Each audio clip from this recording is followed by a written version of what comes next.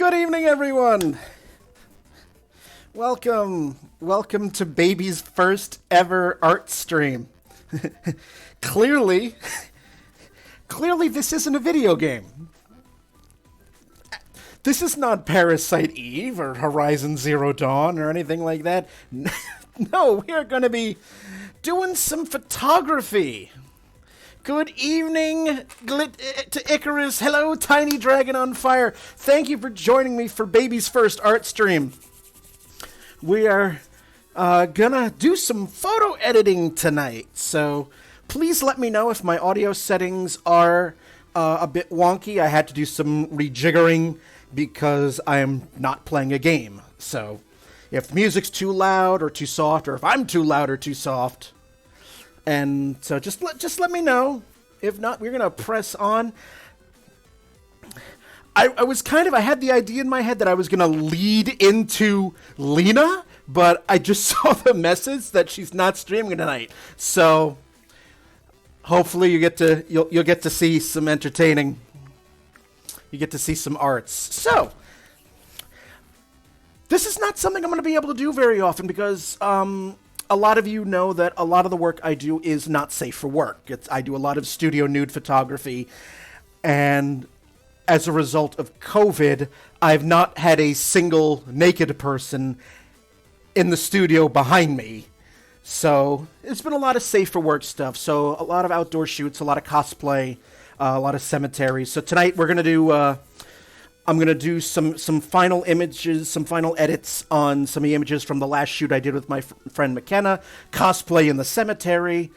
I think I'm going to do at least a couple of black and white film images that I did while I was in New Hampshire in October. So I'm excited. I'm really excited. And I have to just mention this because it's a courtesy. One of the images that I'm going to be editing this evening has some fake blood in it. So if you are squeamish or you're queasy by the sight of blood, fake or otherwise, then just, be sure to lurk or do what you need to do. But I just wanted to extend that courtesy to you guys, in case blood is, blood's a thing. So I will warn you beforehand before I start editing that image. So. All right, enough of me yakking. Let's edit some images. We're down to the last, 5 or 6. There were a lot of images. But I am going to start with this one.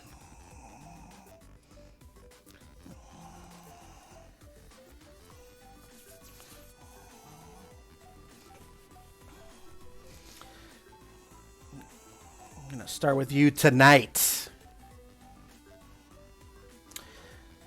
Oh, let's see. Let's move all y'all up here. There we go. All right. All right. First things first. Let's immediately make a copy of the background.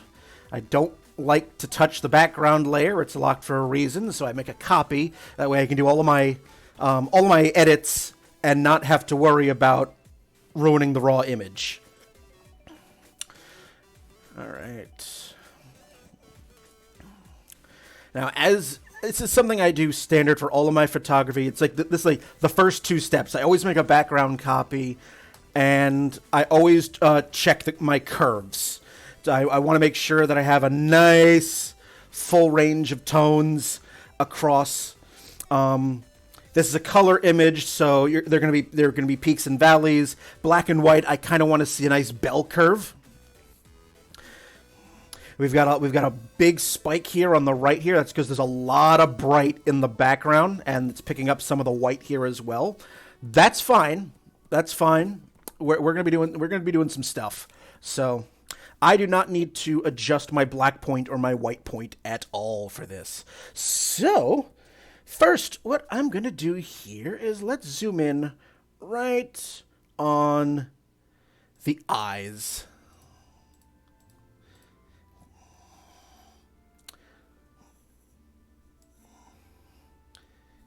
Get my my good friend Magnetic Lasso. And if you guys have any questions, you just want to chat, what I do, feel free. Feel free to text away.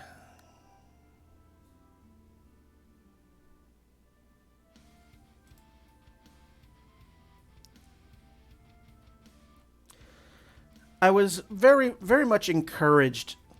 This past weekend, I unintentionally got dragged into the Artist Back Alley thing that was happening this weekend. I was watching Dade and just for some background noise, and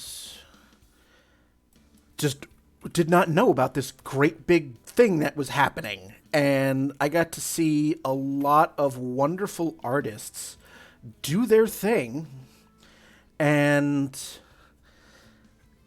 it was just so inspiring and so wonderful. And just all the joy and love that went on in every stream that I was watching. It was stunning.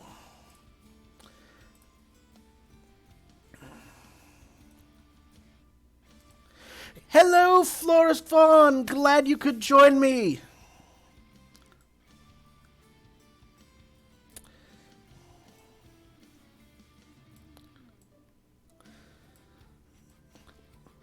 Florist Fawn was one of those artists that I did see in Artist Back Alley. She does sculpture stuff, just, some really nice tiny sculpture stuff, and it's adorable and it's cute. So check her out as well.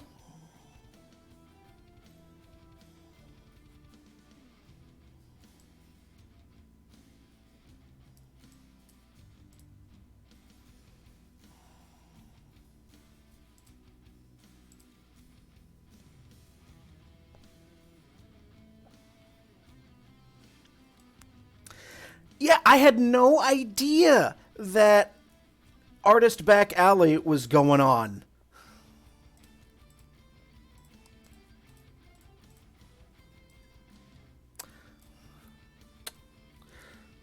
So this is not my first shoot that I've done with my friend McKenna here. She's a big LARPer, or she really enjoys LARPing, and she frequently plays Vampire the Masquerade. So we've done shoots where she's dressed up in her original characters, and this was one of them.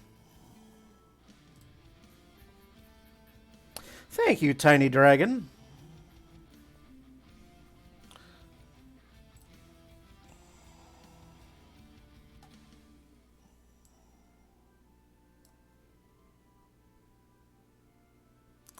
And, just one of the big takeaways that I got from watching the Artist Back Alley streams was that, you know, photography as a medium now is so ubiquitous. I mean, it's everywhere. We have entire social media platforms devoted to it. So, I confess, a lot of my thinking was like, who's going to want to watch me edit a photograph? Photography's everywhere. But, just the message that I got was just go ahead and do it. Also, there was a tiny urge of, hey, photographers need to have more representation here on Art Twitch, so.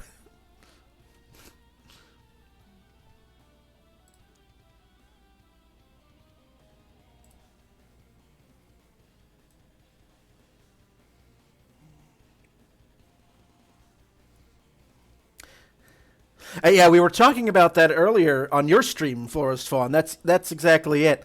I'm, and I was talking on her stream about how I learned how to shoot. I learned on film. I use 35 millimeter film, and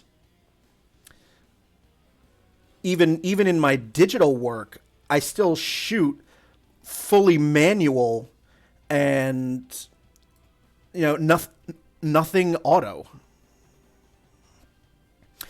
which when my college started getting rid of its film photography classes in favor of going all digital, that was like a bit of a punch, because something I really think that you lose with digital as opposed to film is just taking the time to look through your viewfinder and see what you've got. Take the time to compose the shot, and with film you have a finite amount of exposures. You can't just go click click click click click click and then look through them all later and see which ones you'll delete. You can't do that on film. Like, even in my digital work, I keep all of my mistakes.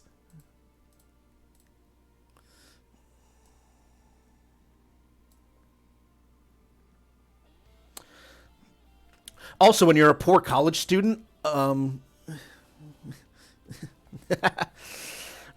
when you're a poor college student, you have to make every negative count. Otherwise, it's like, oh, well, there's $7 I'm not getting back.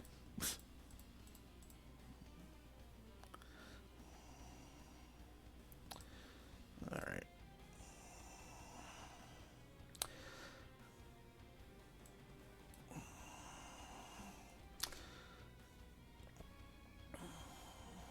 Oh, something I forgot to do here. Back out. Get rid of this wig edge here.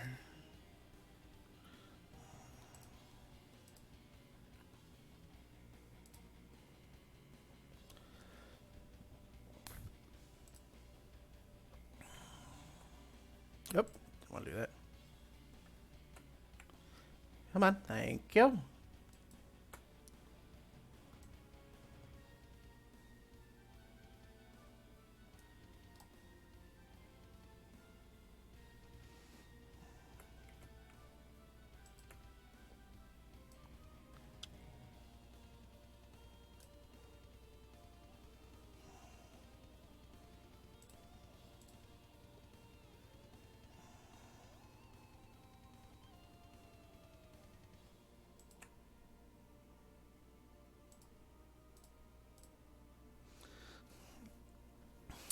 You go enjoy your dinner, Florist Fawn. Thank you for hopping on this evening, and I will see you when you return.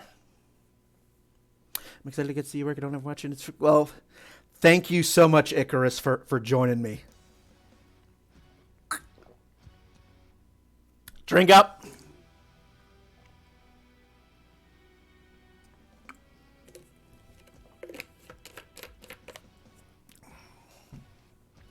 All right, now that we've used the clone stamp to get rid of that wig edge, or mostly anyway. Boop, boop. No.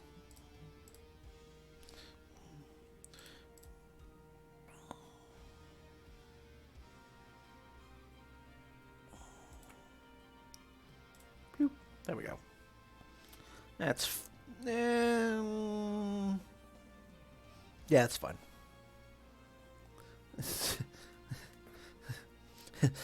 I'm a nosy fucker. I want to know how everyone does their art.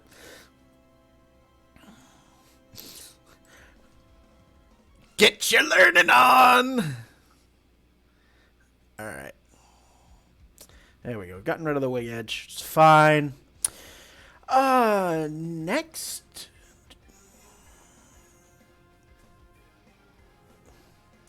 alcoholic hot chocolate.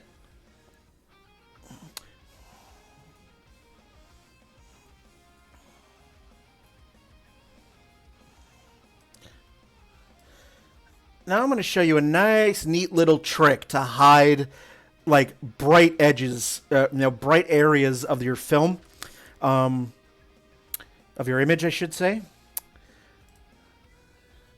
Because when I shot this was a cloudy day.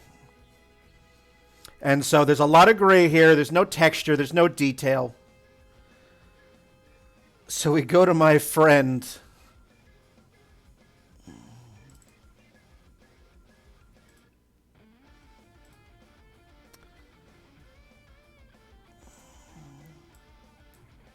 Whip!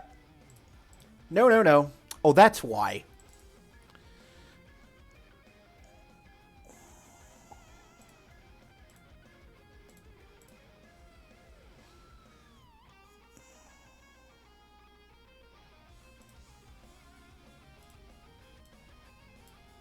Turn that 0. There we go.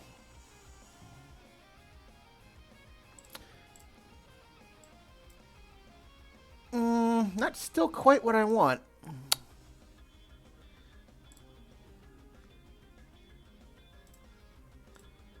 Foreground to transparent. That's what I want. That's better. All right. We just make the corners a bit darker. Gradients are a wonderful thing. It does two things. One, it dulls this bright area, and two, it draws your eye in closer to the subject.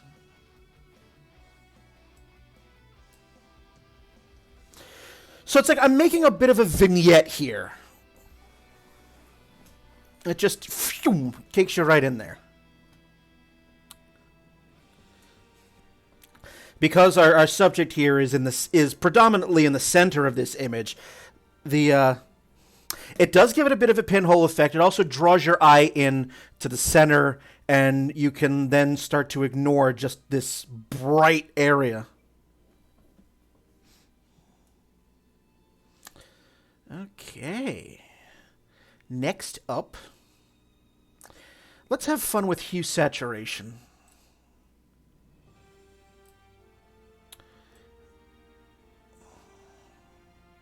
First,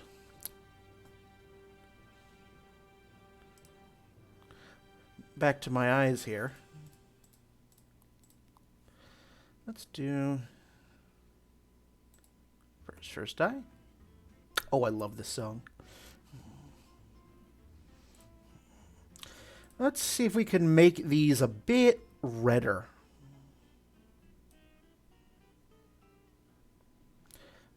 Better, but I think I can do better.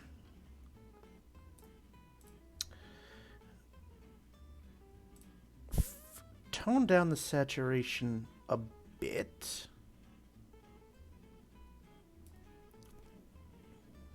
What I like to do when I'm making these sort of adjustments is I like to actually play with the slider, like go all the way down and then go all the way up, just to see what my extremes are.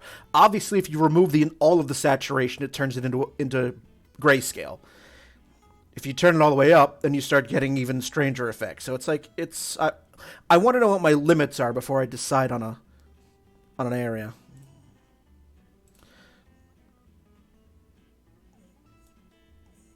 So we're going to make them a little redder.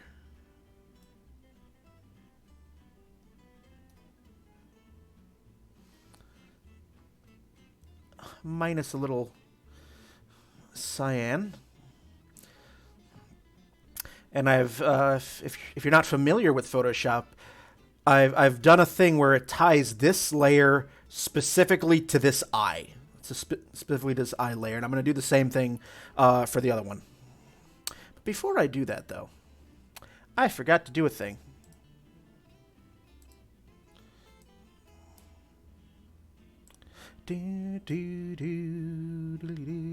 Yeah. Make that an even 40.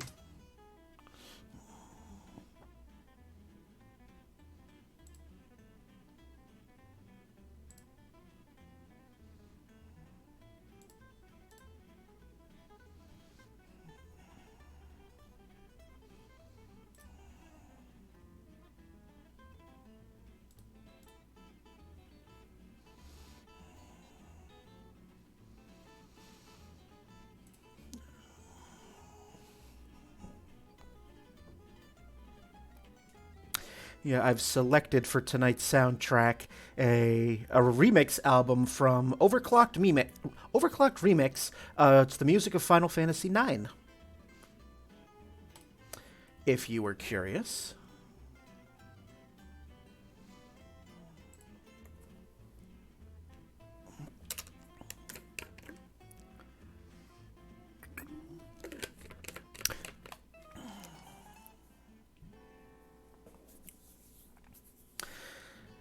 I'd love to throw the slider stream and see what they look like. Yeah, like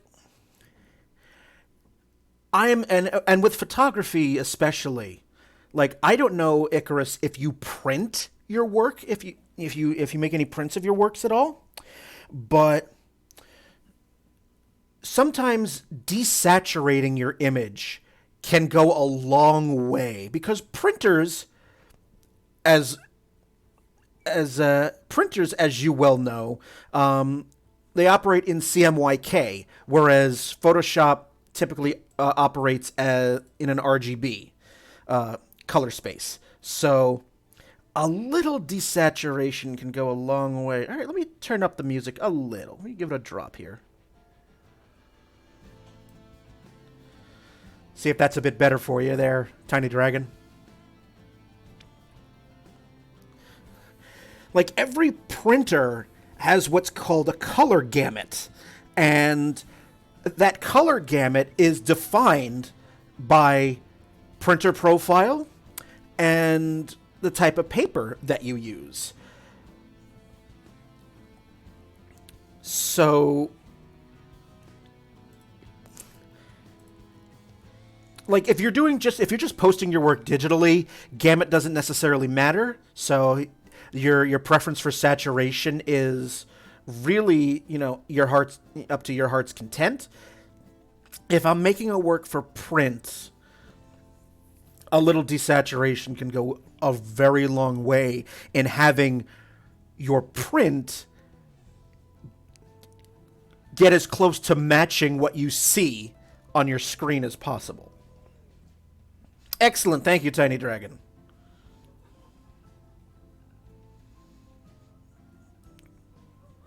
I'm going to bump up the red a bit here. Add a little more green.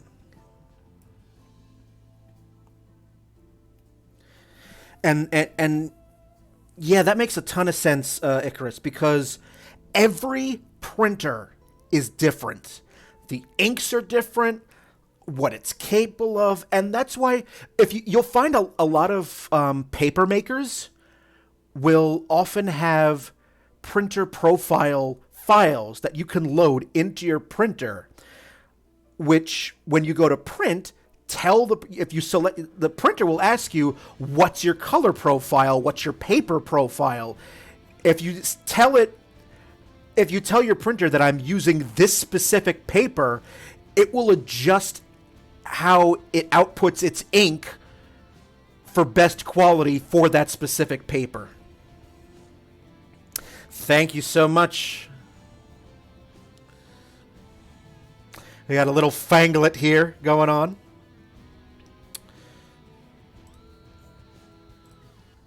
All right.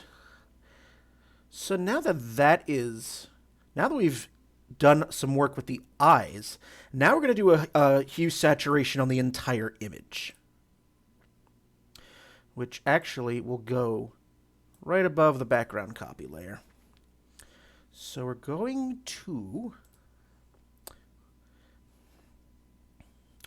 first things first, just a general desat specifically of the greens.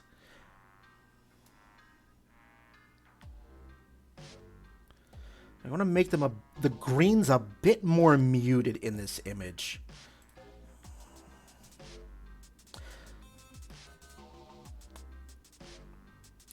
So we've turned the green down all the way down. Now I'm going to lower the yellows.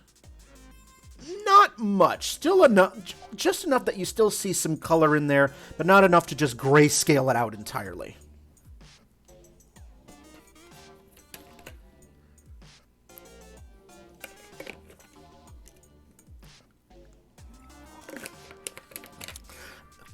This particular shoot that I did a little over a month ago now. This was so much fun. First time I've done a cosplay in the cemetery. And the last thing I'm going to do is play with the magentas. Now you see that there's a lot of purple on the wedding dress here. I want to turn that a little bit browner to be more of a dried blood look as opposed to spilled red wine. So we go to the magentas, and again, I'll do my usual, go to extremes, as the Billy Joel song says. So I'm going to turn the magentas down a bit, and then add some blue. We're going to turn them a bit browner. That's too much. A little much. That's a bit better.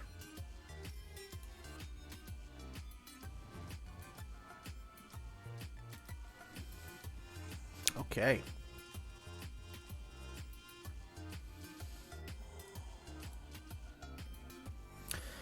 And then a bit, and let's see. How will it look if I bump the entire... Now we start getting crazy.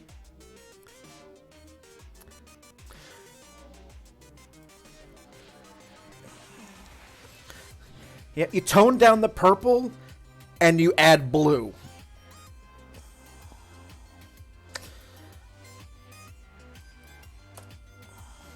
And now we're just going to do a little deset on the whole thing. Not much. And you can start noticing the difference. I take that layer off.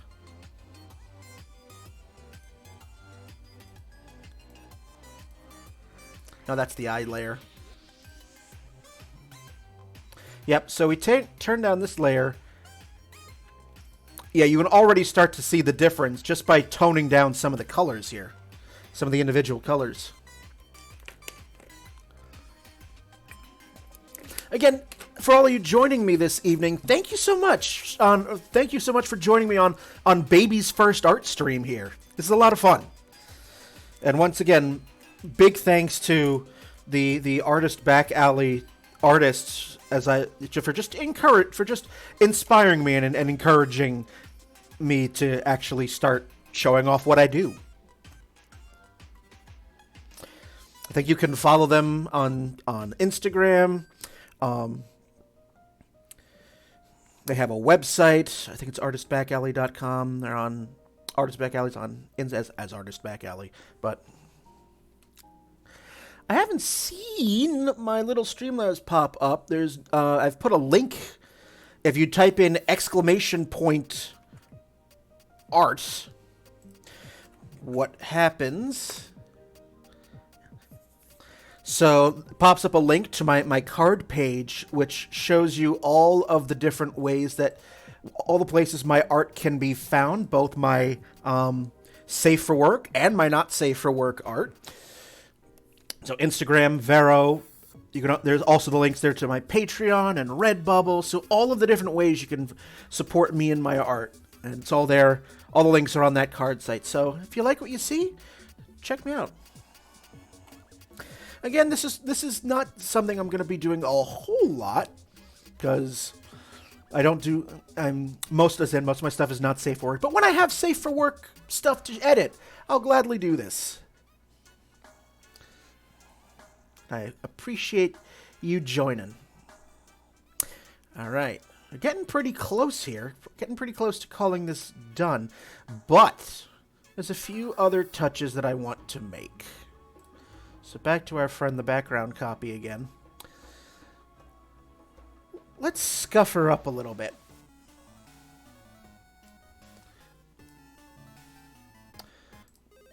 With my friend the burn tool. The good old classic dodge and burn.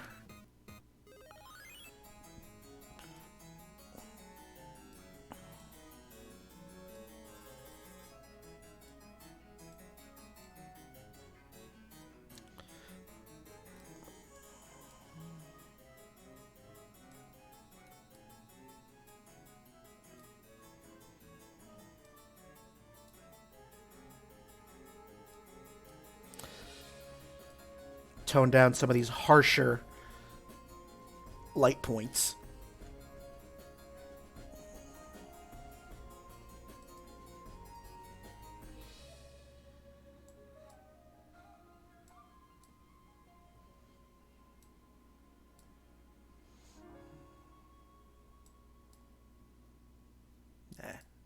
not there. And some more.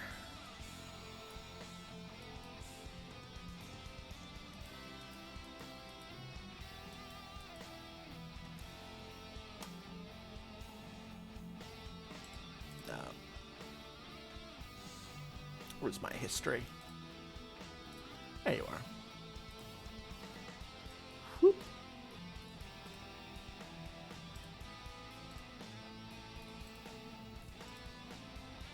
Okay. All right. So I think this is my 10th. I think this is my 10th one. Just quickly hop over here.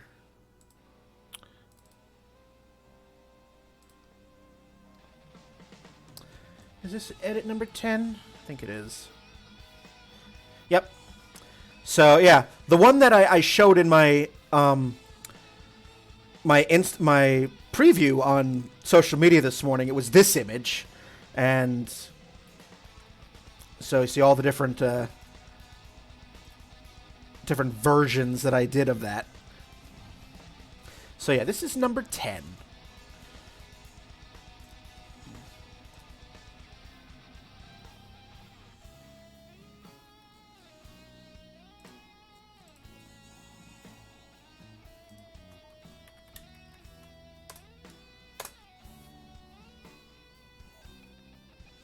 Oh, lots of spoops. I'm not going to show you all of them because some of the, I'm going to be doing a big old Patreon post within the next week or two. Some of them will be posted on my Instagram and my Vero, but there's going to be a couple of Patreon exclusives in there. Which, all you have to do is subscribe at $1 a month, and you get the paid posts and the access to the nudes. $5 per month or higher, and you will get a 4x6 print of any of my works that I choose once every couple of months. 4x6. So your support is greatly appreciated. All right, so that's the base edit. So now let's start to have some fun.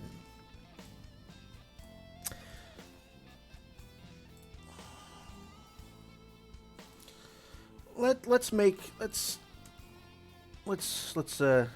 get crazy.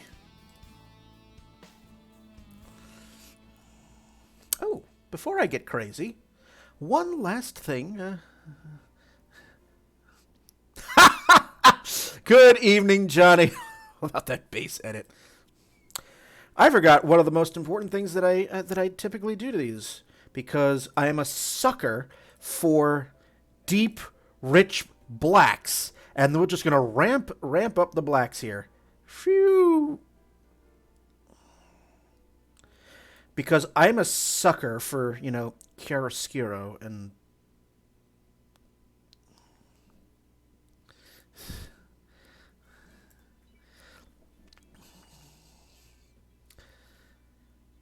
because if we go all the way, oh, that's actually really nice. If we just completely ramp up the black.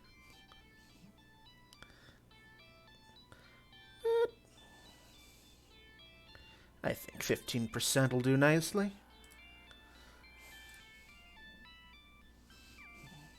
Now we can get a little crazy.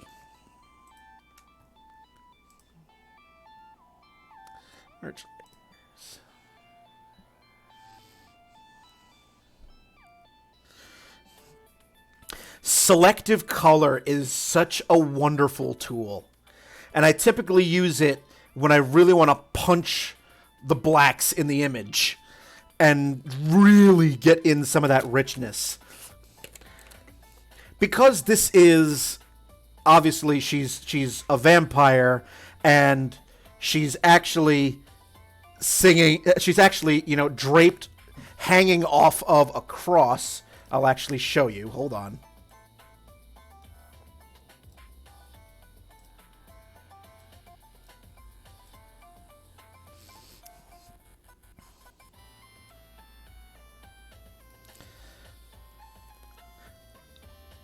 So, you know, that's the base image there. So making it a little bit more, yes. That's okay, Tiny Dragon. I like ooh and ah.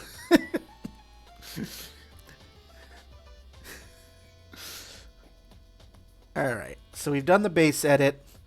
Now, let's play around with the unsharp mask.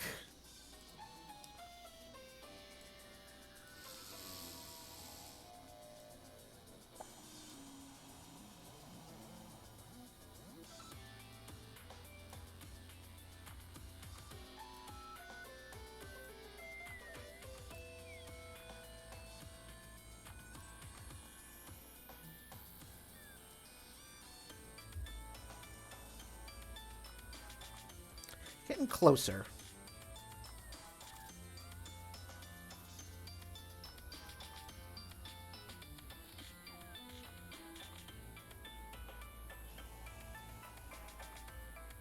Yeah, that's about where I want it.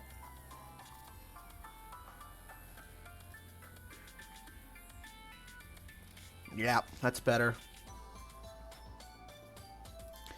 Now, typically, what the unsharp mask function does for a photograph is when you're trying to make an image sharper, what the unsharp mask does is it sort of creates an illusion by making by sort of blurring the edges of the items in your image, thus giving you the appearance that it's gotten that things contained in the edges have gotten sharper. But what I'm using the unsharp mask for here is to create a much more sort of contrasty effect, a much more high contrast effect. And there's a bunch of different ways you can go about doing this. I mean, there's your base, you know, brightness contrast layer. I love using the unsharp mask because there's more control here.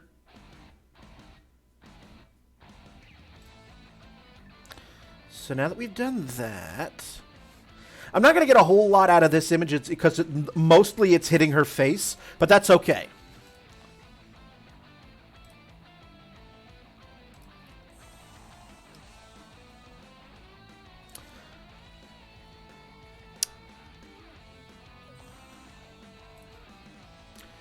So, before I do that, because I go back to my one true love, black and white, Max Black, as opposed to Jack Black. I've never used masks. I always forget they exist, so this is super helpful.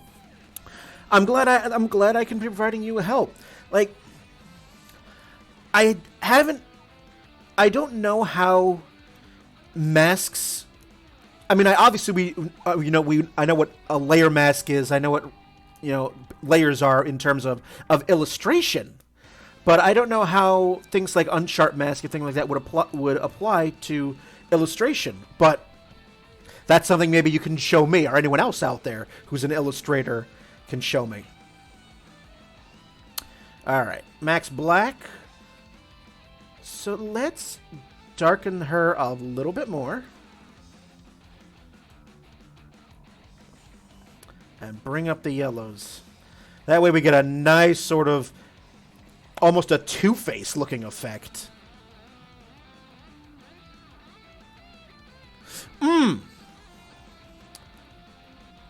That's true. I could potentially see that working, but I could see that masks working on like a traditional drawing that gets scanned in, as opposed to say just a truly digital image.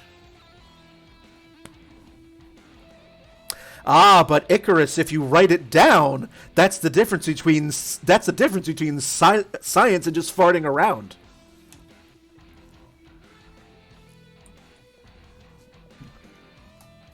All right, so this will be my black and white.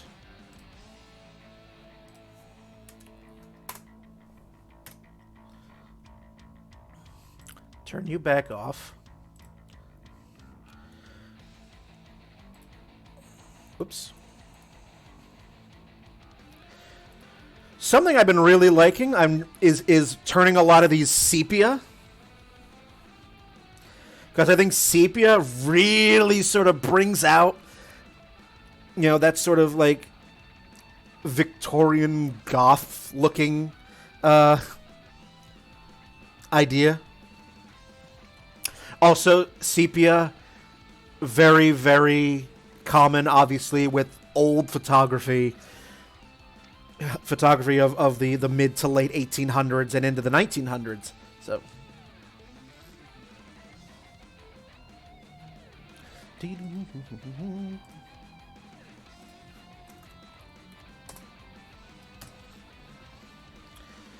and then finally,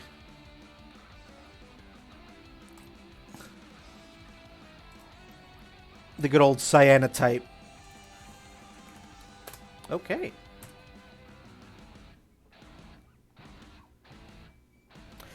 And the chaos! Covered in bees! Alright, so that is basically the first one done. So,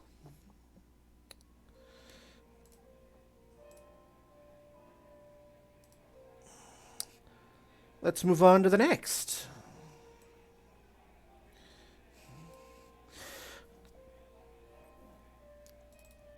Let's have some teeth.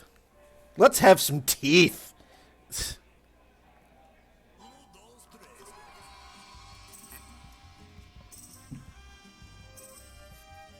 Now this one is going to be a little bit more tricky because it is obviously blown out. But I think this one can be salvaged.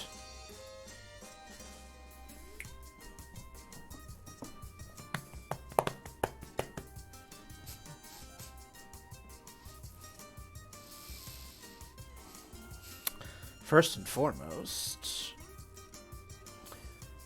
yeah, my black and white point is fine, but I am definitely going to just immediately tone down all of that green and yellow, 'cause damn. Yeah, it's gonna be mostly yellow. That's fine. Oh, that's looking better already. Whew.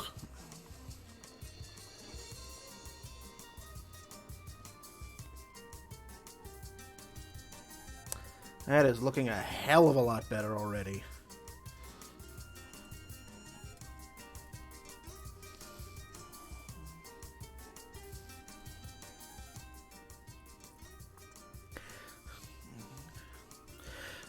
Something I do have to be careful of whenever I'm playing around with these sliders is, like, if you go too far in either direction, you can wind up with edge pixelation. So that's another reason why I test by going to both extremes first.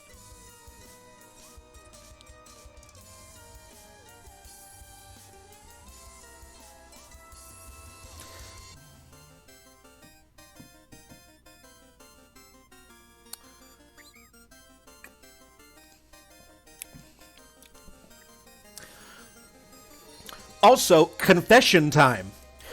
You're watching me do this on, obviously, a Windows system. Usually, I do my work on my MacBook. So it's like, my brain has one set of keyboard shortcuts and commands, and I'm like, wait a minute, those don't translate to Windows.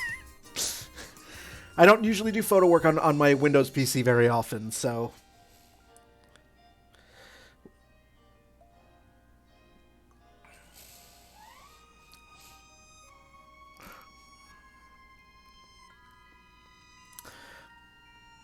All right, so, and she's got some red in the face as well that I would like to tone down. So, I mean, how's that for nightmare fuel?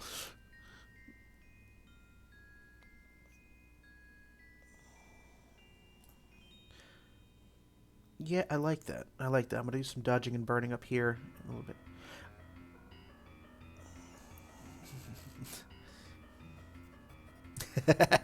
That's what it's blood for the blood god.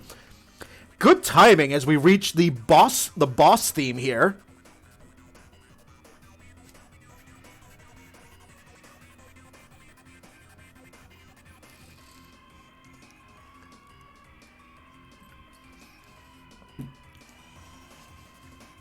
All right. I'll get to dodging and burning you in a minute, but just from doing a few quick little hue saturation adjustments, we went from this to that.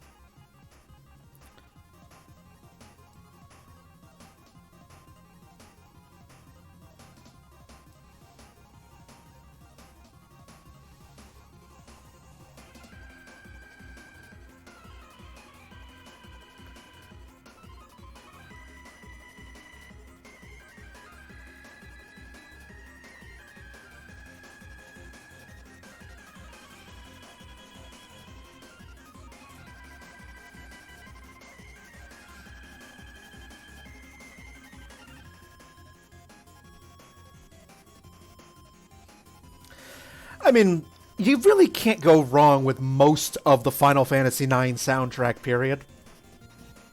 And I'm using the overclocked remix version of this for two reasons. One, I love this album. I love this album. Two, I'm not going to get a DMCA bullshit. Like, I don't know, Tiny Dragon, if you've watched any of my Final Fantasy IX streams, but for like half of the ones I uploaded, they kept getting flagged for copyright claim. So it's just like, I mean, not that I'm monetizing them to begin with, it's just still frustrating. All right.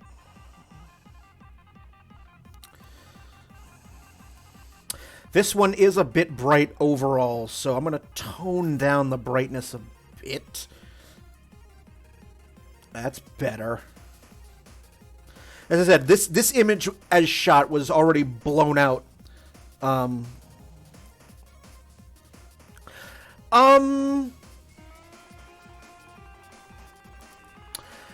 don't actually know if your streams are being muted live. I don't know. Then again, I'm not a Twitch affiliate. I'm not a Twitch partner, so since I'm not making any money anyway, I don't know if they just ignore me. Okay. Now that we've done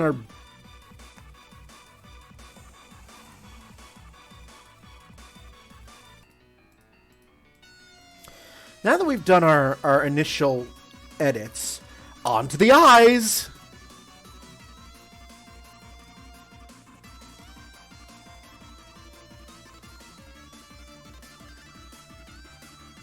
It's already up there.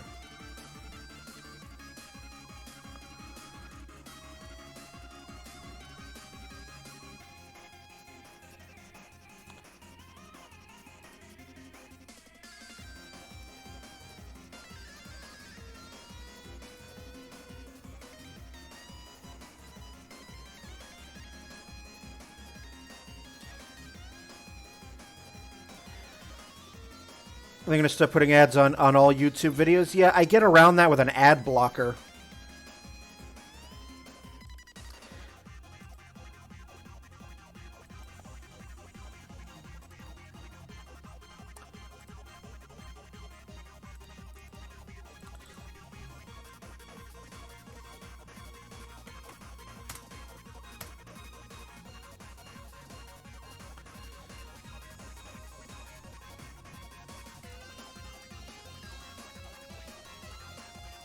Whoa, too much. Way too much. That's better.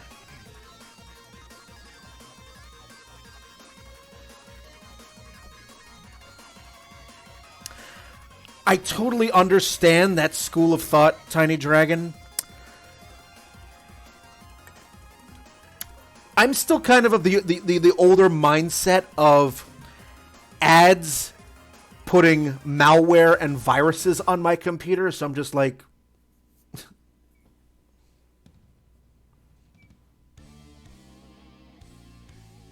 Oh yeah, and I understood, Tiny Dragon. I understood where you were going.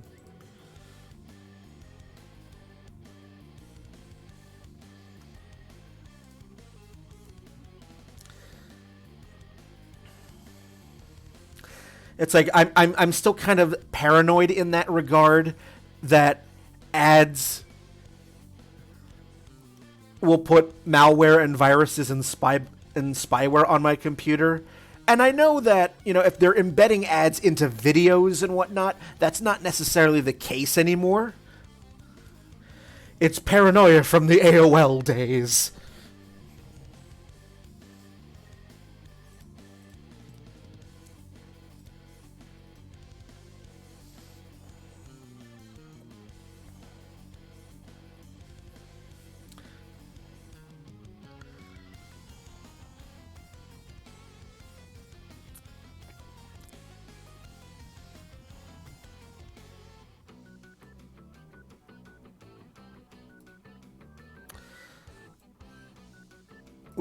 Like how I prefer to support an artist when I can afford it is, you know either use, if they have a coffee or Ko-fi, or however the hell you pronounce it, or a Patreon, or buying something from their store if they have one. That's my preferred method. Because I feel so bad that a lot of, not just artists on Twitch and YouTube, but I mean just creative people endeavor, gamers as well, feel that they have to have all these really, really sort of crappy ads in order to make a few pennies. And it's like, I'd like to give you more than just a few cents.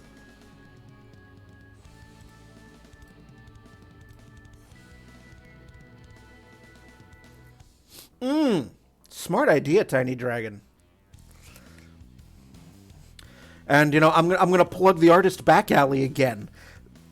Every one of those artists who streamed this past weekend, there is a link to, there's a page that'll show you every single one of their shops, all the ways you can support them. So let me just very briefly, shamelessly plug Artist Back Alley.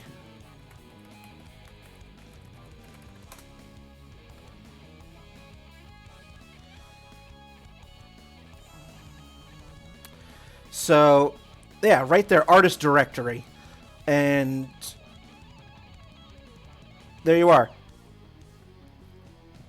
It's artistbackalley.com. And all the artists that were there, Artsy Fartsy is up there. Dade's up there. Fancy Schmancy is up there. And, yeah.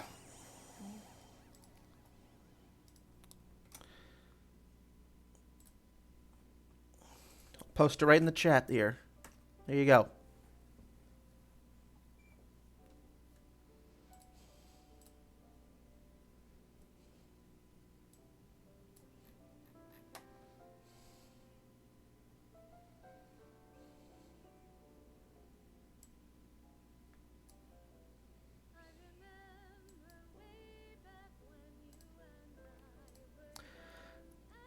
It's like, I know that, I mean, obviously, we do what we do because we absolutely love it, but tossing some money at artists as well is just, when I can afford it, I would love to do more of it.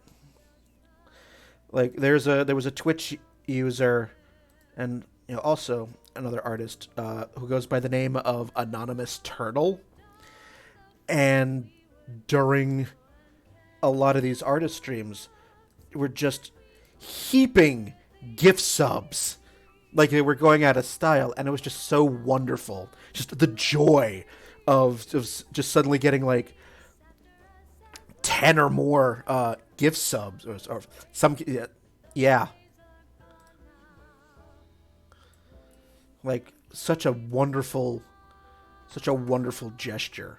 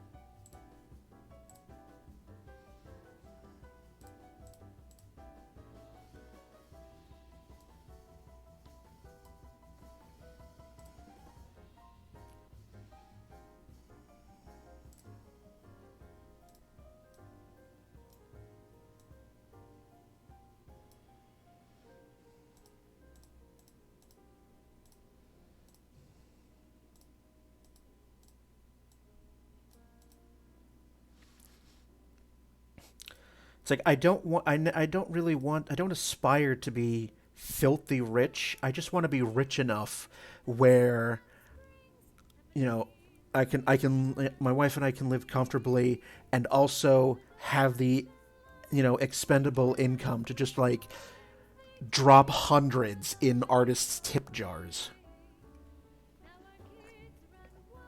That's like my ultimate pipe dream. Like I see stories, news articles all the time of like people like leaving like $1,000 tips for waitresses, and it's just my heart melts because that is the level of wealthy that I want. It's like, oh, you're you know God bless you for working this shitty minimum wage job here. Let me make your life a little easier. You know,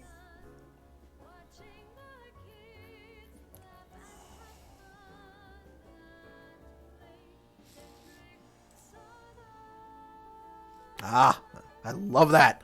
Love that effect on the eyes. If you go back to my hue saturation layer here.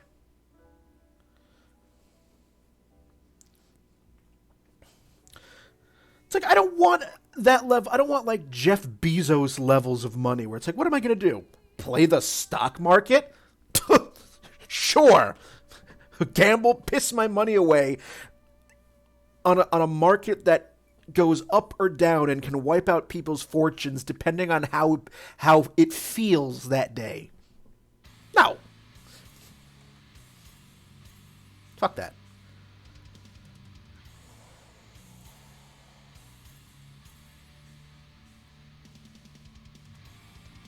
Not a whole lot of magenta here to play with. Some. Thank you, Icarus. Actually, I should move that layer down here. There we go.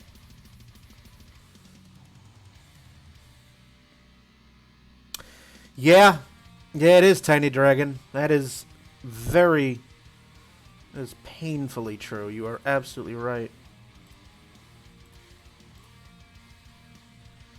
Now, do I have enough to play? A little more. That's alright. We're going to be darkening this up a bit more anyway.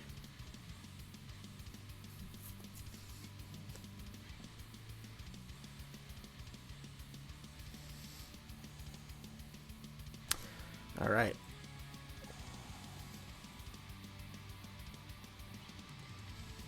Don't think I need a hue. Don't need a hue saturation for the eyes this time. I think they're quite nice as they are.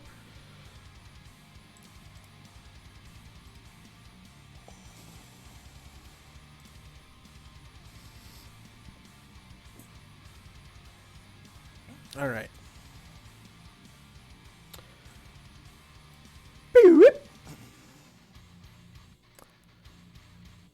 Boop.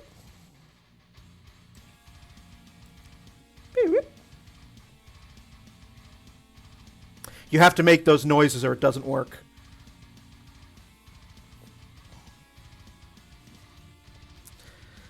I'm a big subscriber to the Bob Ross theory that whenever you're doing whenever you're doing something on your screen or your canvas, you have to make the sound effects or it doesn't work. Apparently, my preferred sound effect is a slide whistle.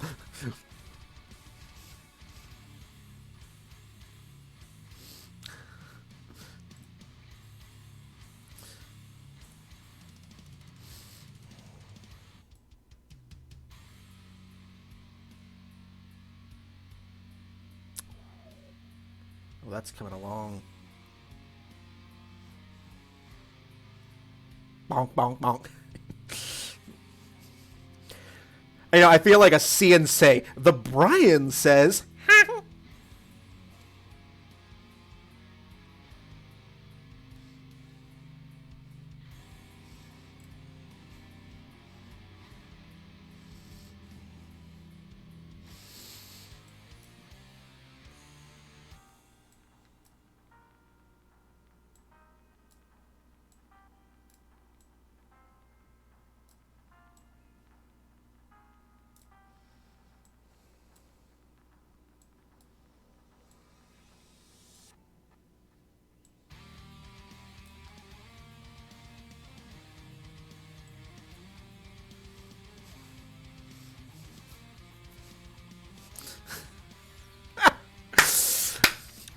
My work here is done tonight, ladies and gentlemen. I've made Icarus snort her drink. Their drink. Snort their drink. That's it. That's it. Congratulations, everyone. Well done. Go team.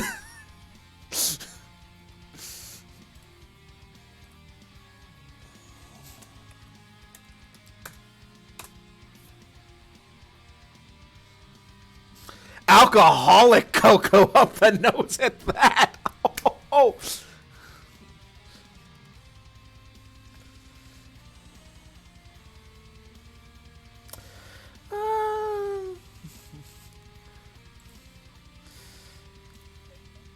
Before I do my unsharp mask to it, I just want to see what we've got. Ooh.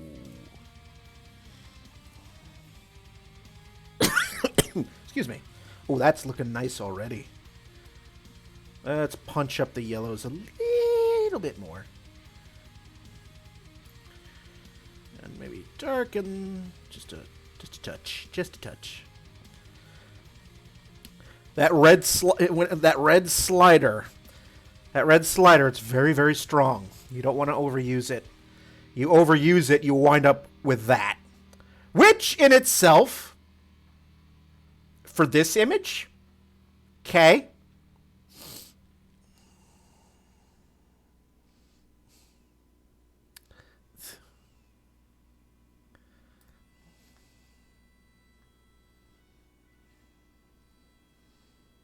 I'm going to do a little dodge and burn on the hair. A little burn, I should say. There we go. Oh, that's nice. Get some streaks in there.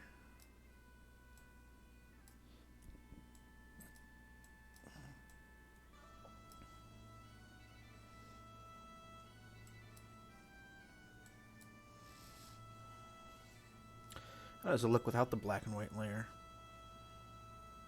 Yeah, I like that. I like that. I can be proud of that. Vampire Inferno. Oh, I love you guys. I love you guys. I love the running commentary here.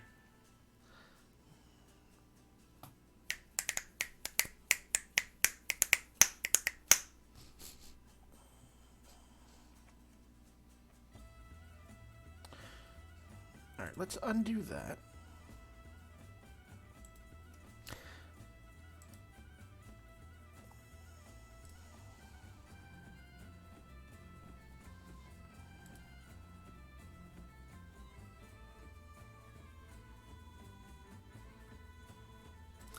Go back to my friend the Unsharp Mask. How does that look as is? I could do better.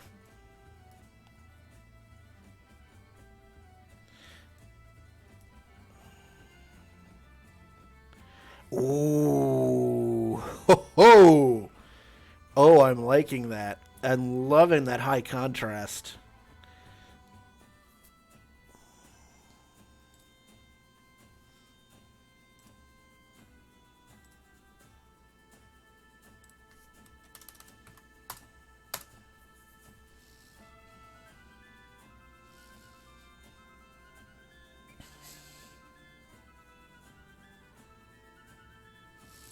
Loving that high contrast. All right.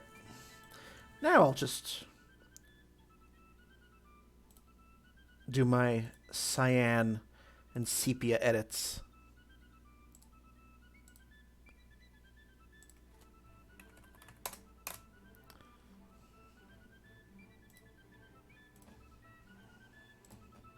I miss, actually. I took an alternative process class in college, and I made cyanotypes. And I miss it. I love making cyanotypes. All right. So that's another one. So you've done two images in about an hour. That's about my usual.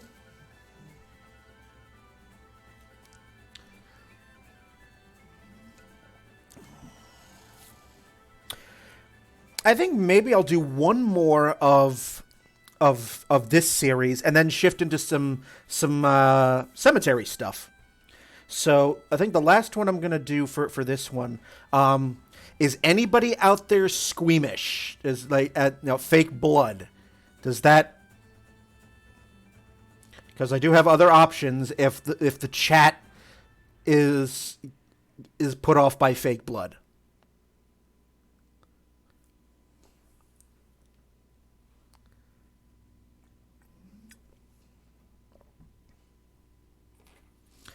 I do not want to cause you to run away if I don't have to.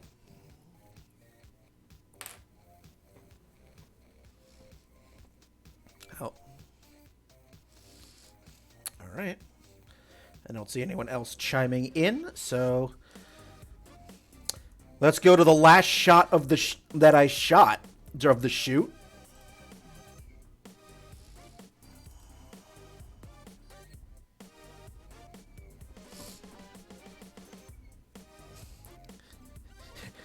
Dick.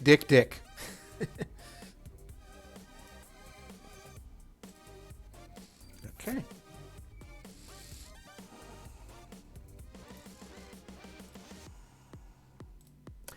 Again, thank you all so much for joining me this evening on my very first art stream. I'm glad you guys are out there enjoying yourselves this evening. I know I'm having fun. I'm having a blast.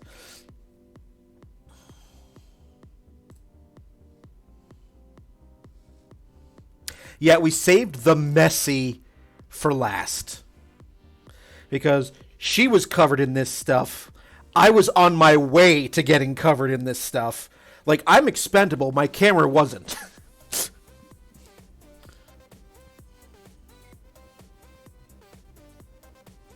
Yeah, I can see that. Although I'm not spiking at the end of the white. That's fine. That's actually fine. Aye. First things first.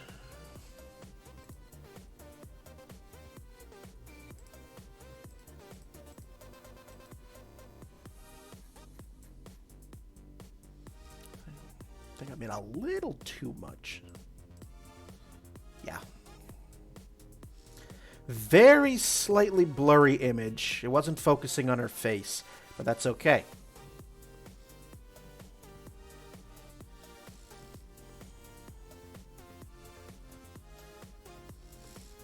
Where are you? There you are. Now this one's going to be a little tricky because I got to find a patch of forehead that is not bloodied. And I think that's going to be what I use.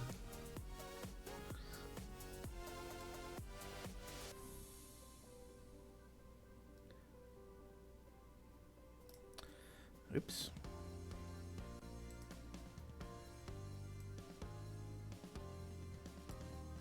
Oop, oop, oop.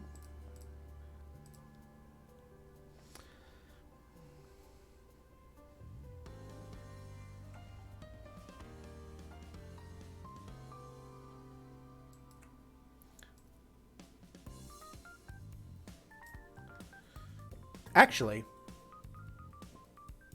that's not bad. That's not a bad effect.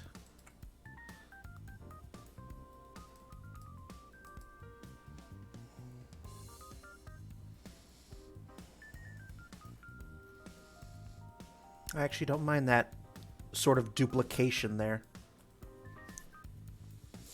I'm thinking of an old Halloween song that's in riboflavin flavored, non-carbonated, polyunsaturated blood. And gluten-free! Free-range blood!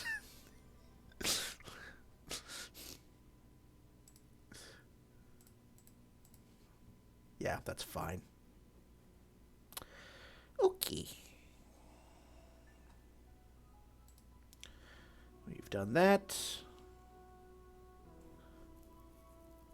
Remind me at some point, Mr. Gaslight, if I haven't shown you already, to send you the pics I have of the Grace for Alice. Seems like something you'd like. Do it now before you forget. Shoot me a message on either my Tumblr or Discord. Because, in fact, I have to use the restroom because all this water I've been drinking has gone right through me. So I'll pick this up after I've turned.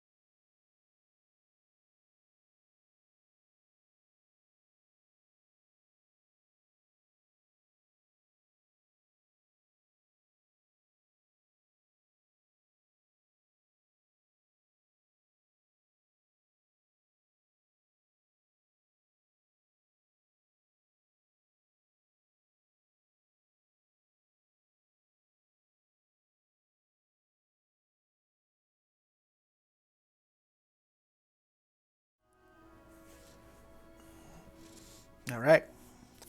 Let's continue. So done the curves adjustment. Ah, yes. Next part. Icarus's favorite, the eyes.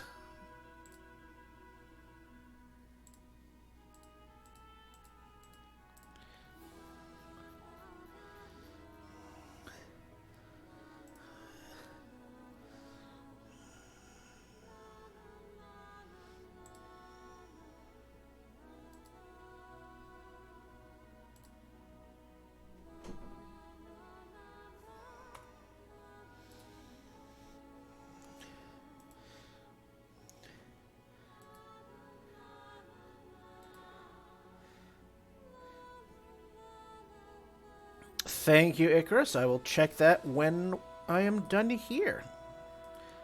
Ah, yes, you do love you some eyes. That could nothing that entirely could not be related to your fervent love of the Magnus archives. Possibly, definitely not.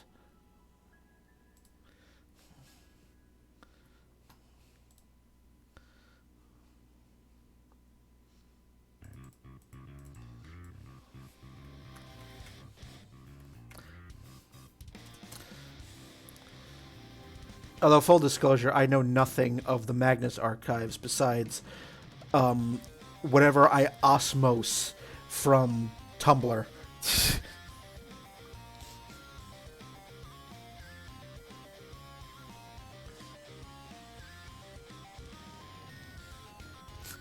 TMA only expanded on what was already there. Okay, that's fair.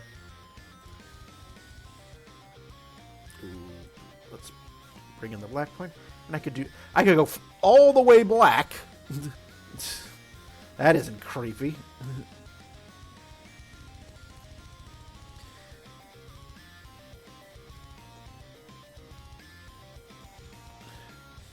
Just my black and my white points here.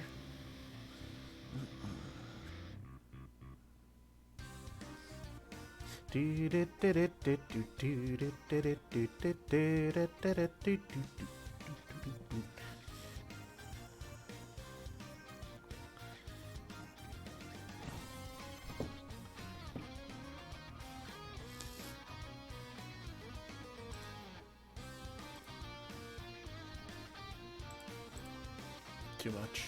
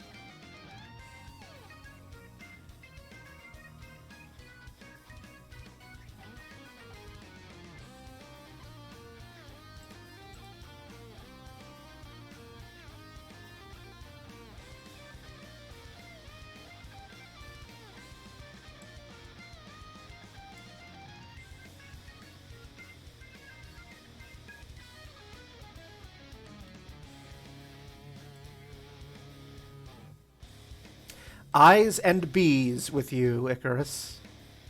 Love it.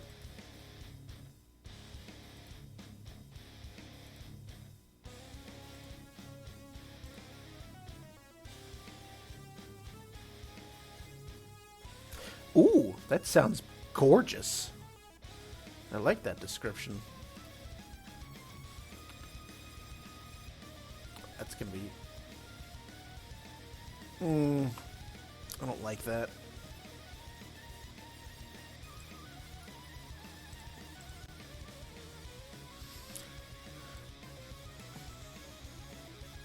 Release the bees. Nah, what about just a straight lasso?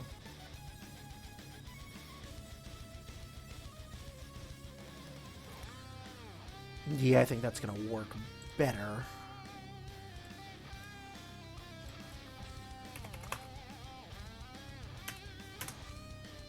Yeah. Bees! Yeah, imagine how much sillier the ending of Ghostbusters would have been if, if that whole bit, where Gozer says, are you a god? Are you a god? And, then die. Instead of lightning bolts that shot out of her hands, it was bees. Imagine how funny that would have been. Thank you so much, Icarus. Curves layers are always fun. Like, curves layers are, like, your all-purpose layer, I find.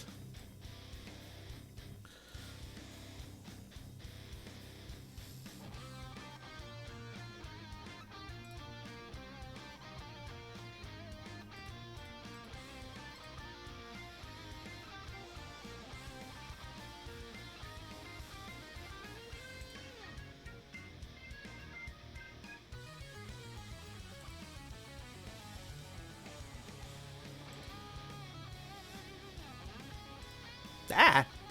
Let's do that. Shift.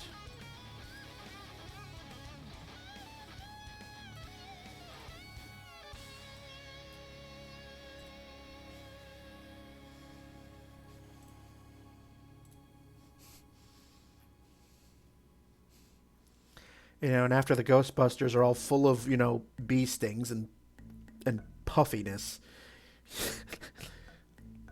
If someone asks you if you're a god, you say yes!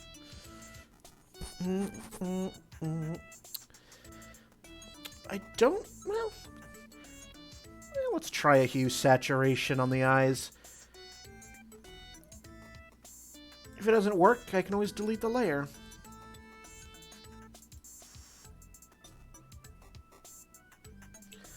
Actually, I kind of like that. Kind of like the nice bump up to the red. Sure.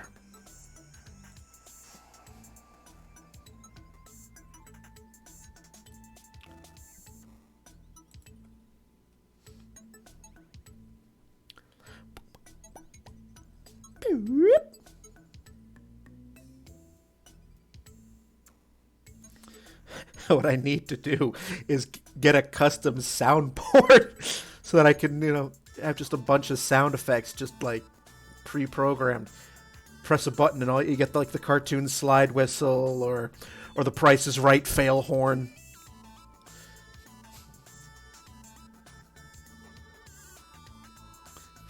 This is the stream version of the old Batman TV.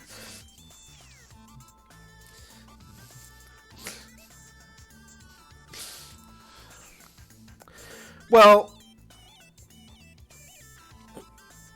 funny story, Johnny.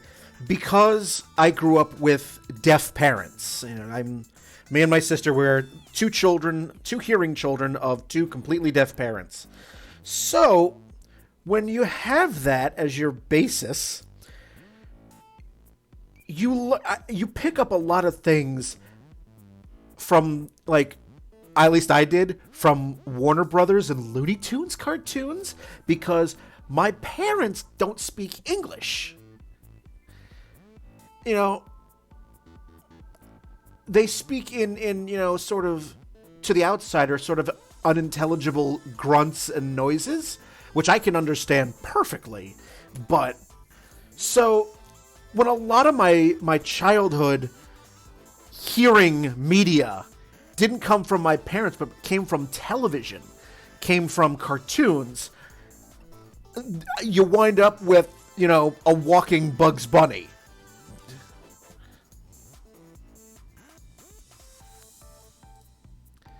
Oh, I like that. I really like that.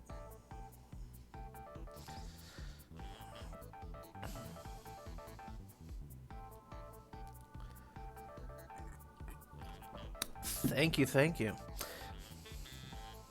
Yeah, I mean, I think I may have said it on Lena's stream that American Sign Language is my first language. I had to learn English in kindergarten, first and second grade. I took speech classes because I didn't, my parents couldn't teach me how to speak.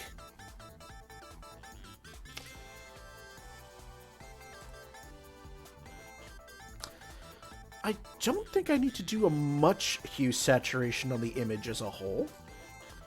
Well, let's give it a shot.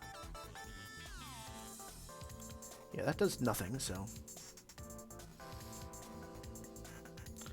Let's do a decent. Oh, yes. Give her a bit more of a pale pallor. I like that.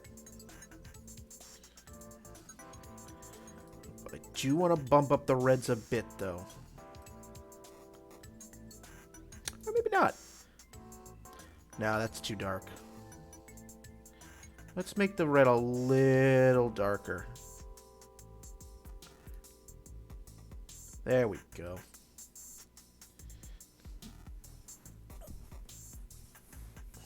Give her more of a pale look. Tone down my magentas. Add a bit more blue. Make them a little... Start steering them a bit toward brown.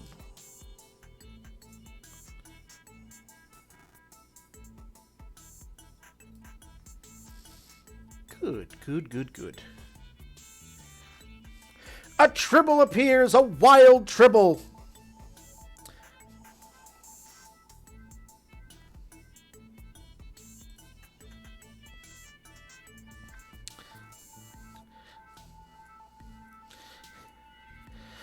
Something I wouldn't mind doing, like, say if we had, like, a bunch of artists, like, streaming at once, or, just talking about art or whatnot, I can actually set up, a second video screen. So it's like if you were doing a video cam on, like, Discord or something, I could set up a second window and, and you could appear on here, you and your Tribble could appear on stream with me. You can set up multiple video sources.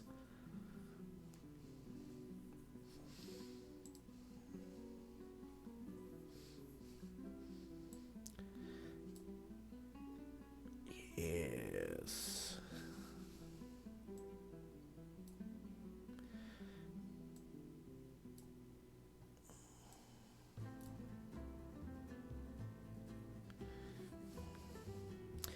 to our little vignette.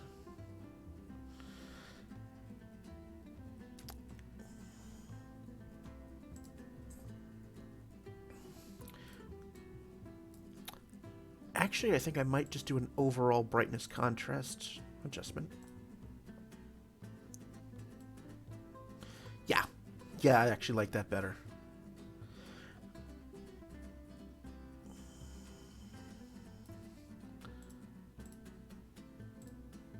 Yeah. Yes, I do. And we can tone down the saturation a little bit more, not very much, just a little bit more.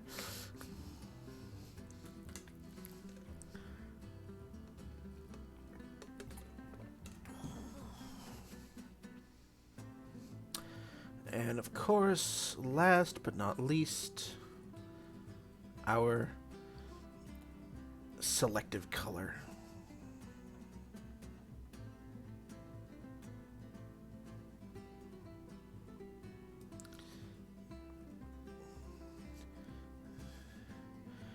Ooh, I think... Okay, well, hold on. Let me just save my base edit here.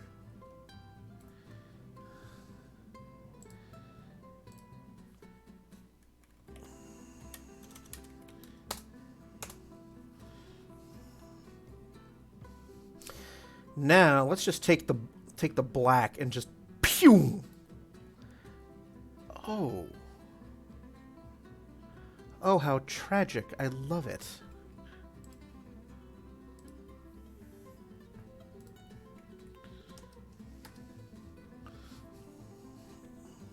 Hydrate! Everyone hydrate!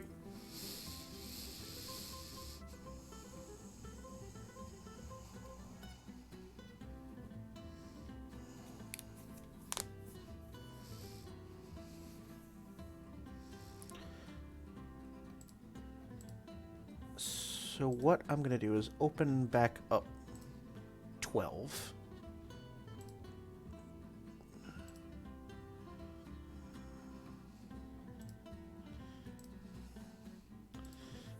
Okay. Yes, hydrate. Listen to Johnny. Johnny knows.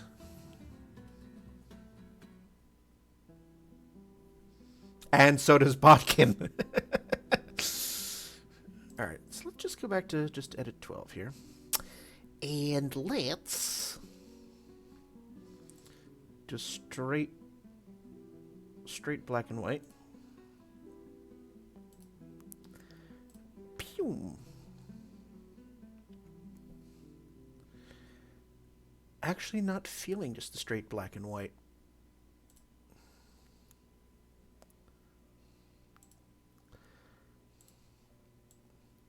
It feels too clean somehow.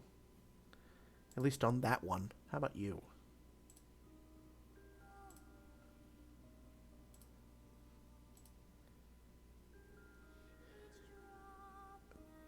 Better. But I'm not feeling black and white for this one. I think this one needs to feel a little grittier.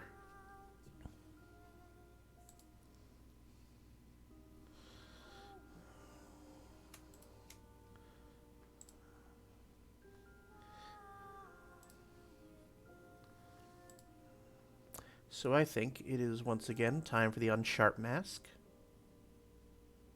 Ooh. Let's try that.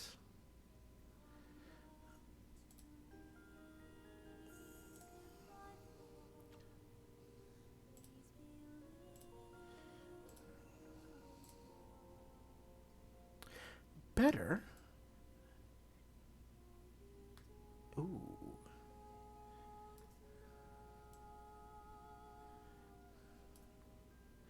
She sort of has like a Phantom of the Opera thing going here.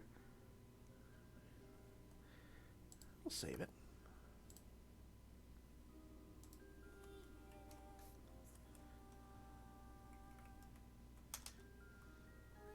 Oh, before I do that.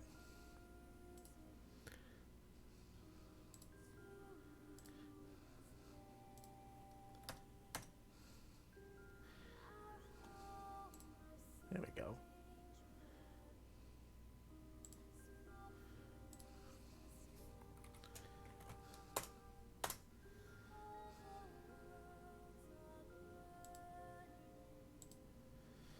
And let's take you off.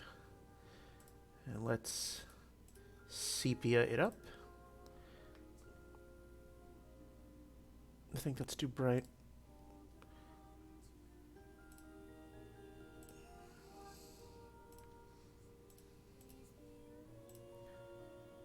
Like that.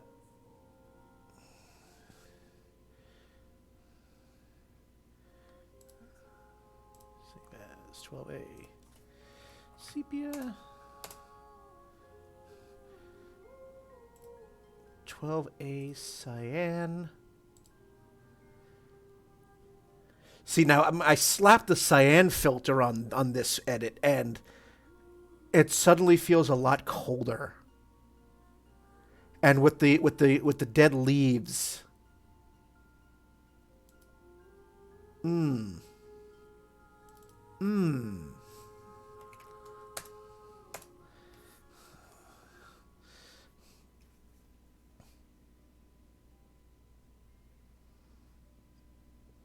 Crab? I mean, sure, I love seafood, but...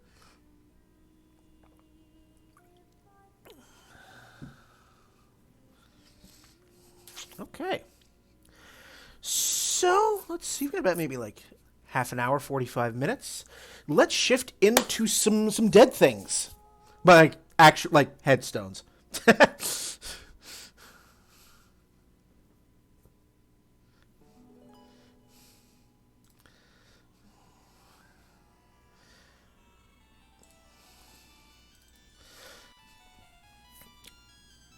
Which one do I want to play with first?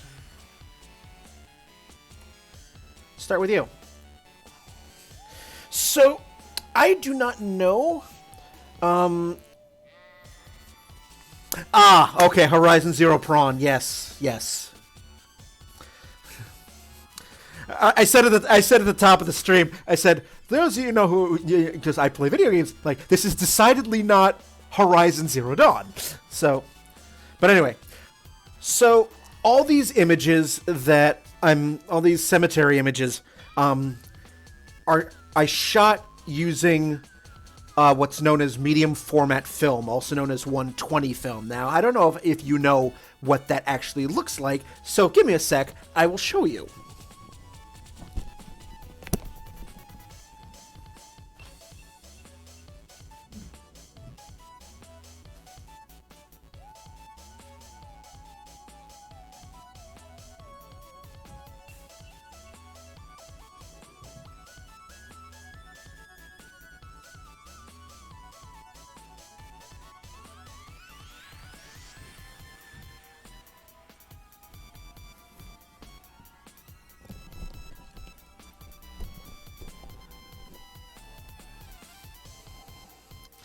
So,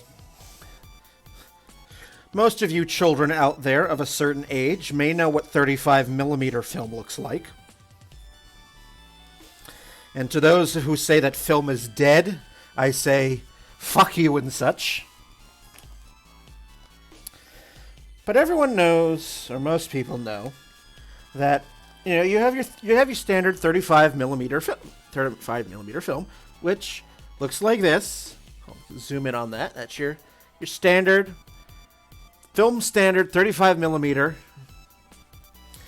Very fancy, Johnny. Just I am the pinnacle of just class, of just oozing with sophistication.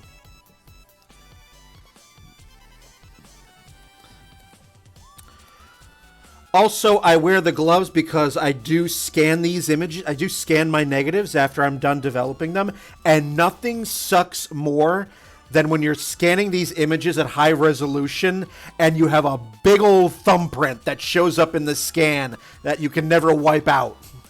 Just like, oh, this looks great, and you just have this one big right on the image. Just... But anyway, that's 35mm film. These images that I shot in New Hampshire are known I used what's called medium format film, also known as 120 film, and the negative for 120 film is much larger. Looks like that. So I'll do a compare here.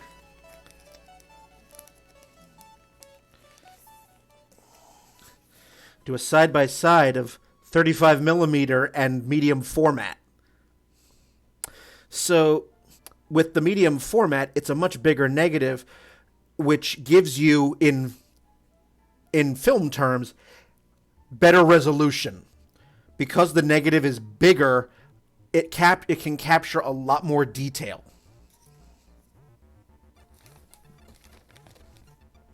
So, fun fact, this size film, medium format film, has been around longer than 35 millimeter film. This was the standard since the early 1900s, before 35 millimeter came along and supplanted that.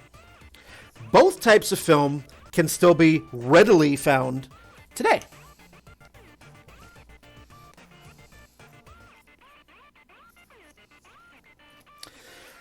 .35 millimeter was established as the Hollywood film standard in the 30s, but it didn't become the standard for photography until about the 60s. Until then, this medium format was the original standard for everyday photography, before Hollywood came and changed things.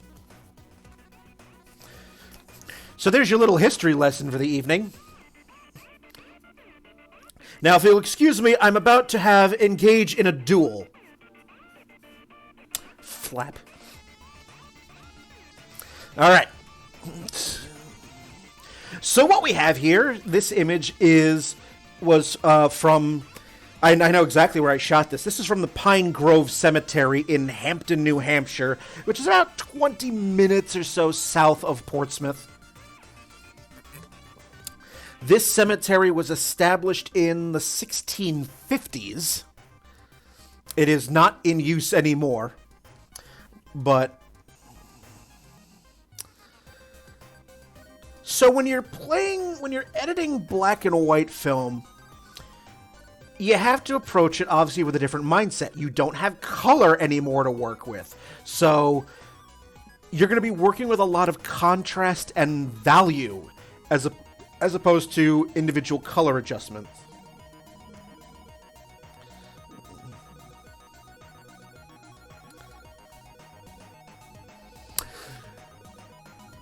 Oh, congratulations, Tiny Dragon on Fire. You got me to do a deadpan. Really? Really?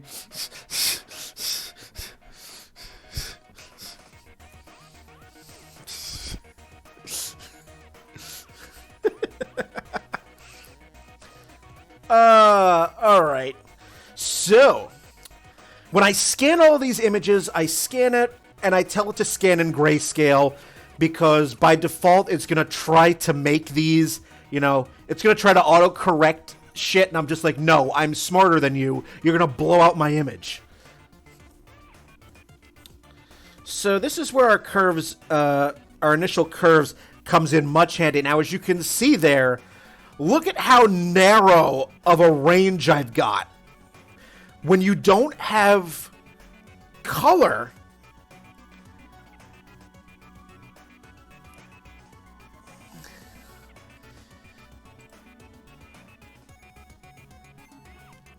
first let's change it out of grayscale into RGB color. Thank you. That's what I should have done first.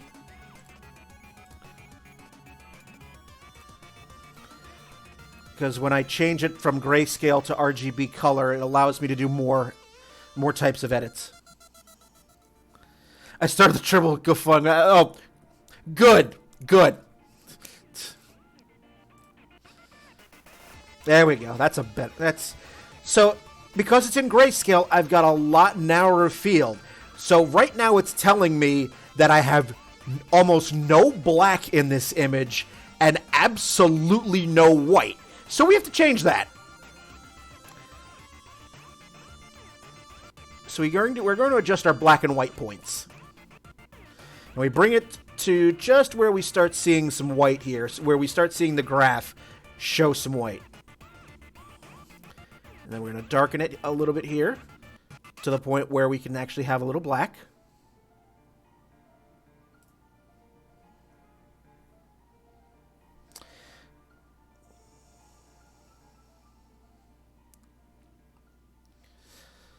And now that we've done that, we've set our black and our white point. I can adjust as I see fit. I think that'll be very good for the moment.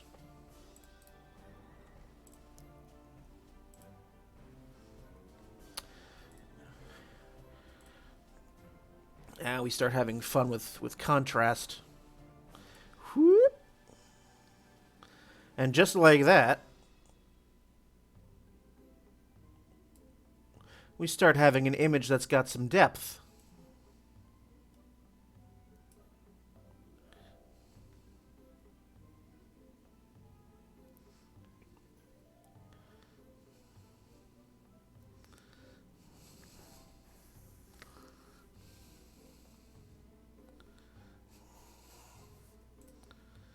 That should go up here, actually. There we go. That's better. And this poor person died in 1767, age 73. So I don't think that body is using this particular spot anymore, Tiny Dragon.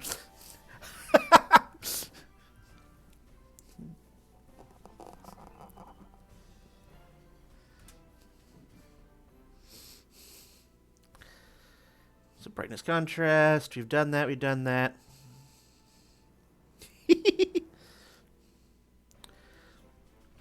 And it's like, I love little details like this because I focused specifically on this headstone, but this is just far enough away where you can still make out this lichen next to this bright sunspot, but not distracting enough where it overtakes this.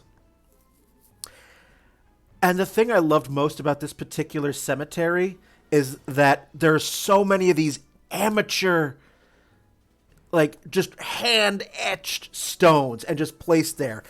Like, we start getting into things like the finger up and, you know, we start even getting something like this where we get, you know, the weird death's head and, yeah.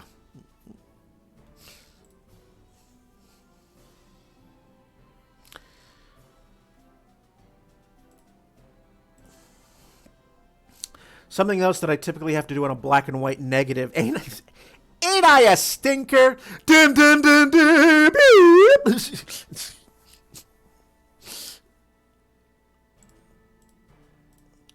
Something that I have to do on a black and white scanned image that I don't have to obviously do on my color is compensate for all the little tiny hairs and dust that, despite my best efforts, still manage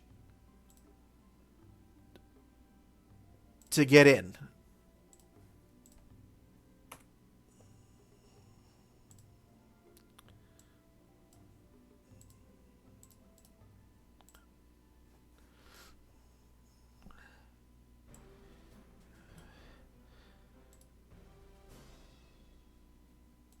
Background copy, thank you. Select the layer, you silly person. Dust and scratches. There are two ways, obviously, to fix dust and scratches. You can either use the filter here in Photoshop, or you can use the clone stamp.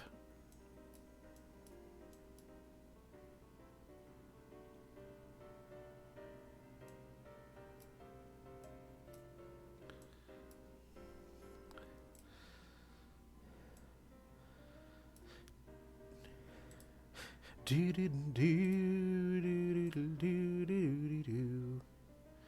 have to be careful when using the dust and scratches filter, because sometimes you'll wind up that. So sometimes I find it just easier to just clone stamp the hell out of these. Like, I'll use the dust and scratches for larger areas, but these little spot checks, it's like bloop, bloop, bloop, boop, boop. And again, you have to make the noise, otherwise it doesn't work.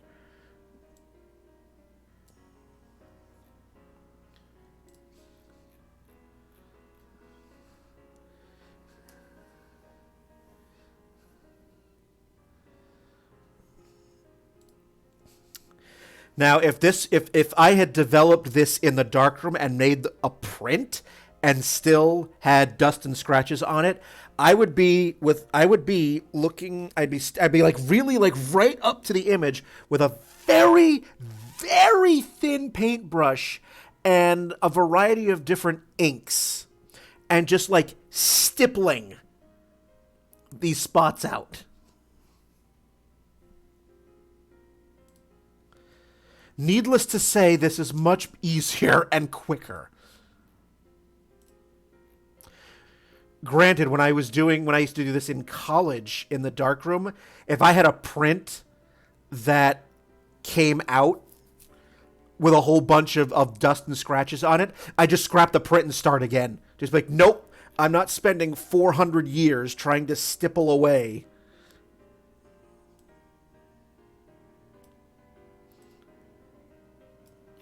But that's how it used to be done.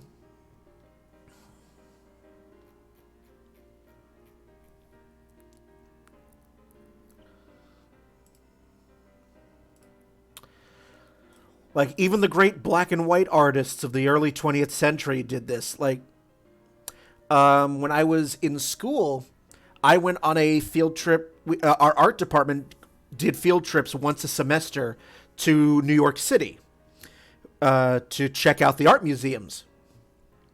And on one such trip, I went down, and there was a gallery. There was a gallery that was showing original works by Ansel Adams, one of my heroes. And I had never, ever seen any of Ansel Adams' original work in a gallery. And so I did what every self-respecting photographer does. I went to this gallery with this Ansel Adams exhibit. Had probably one of the biggest erections of my life, seemingly, and saw all of these wonderful, gorgeous, gorgeous images by Ansel Adams. And what I love to do in a museum or a gallery is just get right up to a piece of artwork, whether it's a painting, a photograph, or whatever. And if you look real closely at an Ansel Adams photograph, you can see the sort of little stippled ink marks on some of these prints that Ansel Adams had to stipple out dust and scratches with. And just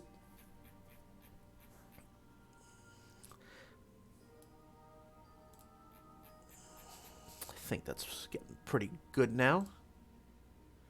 Oh yeah, much better than when we started. So yeah, this method, so much preferable to actually having a heart attack trying to stipple out dust and scratches.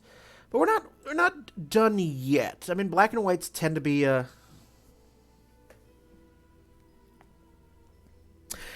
right, Icarus? I'll give you another example. On another one of these art field trips that my college did, I went to MoMA, the Museum of Modern Art in New York City. And at that time, they had an exhibit of Vincent van Gogh's paintings. So I got to see the actual Starry Night. And as soon as the crowd cleared and I was able to get, I got up to like the velvet bar curtain, the bar. He's like, no, can't go beyond this point. So I got right up there, and I craned my neck around because I've seen the image a billion times. but I wanted to. I looked around to look at the painting from the frame view, so I wasn't looking at it head on. So I went so that I'm looking just at the side of the frame, and it's like looking at a topographical map. Just the thick layers of paint Van Gogh would use, and it's just like, oh my god.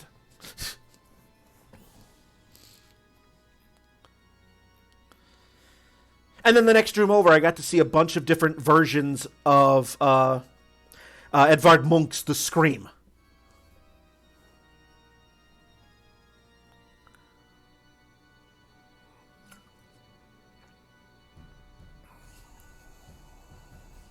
All right, we're getting close to done with this. Like I said, black and whites are quicker than color. Little selective color. Punch those blacks.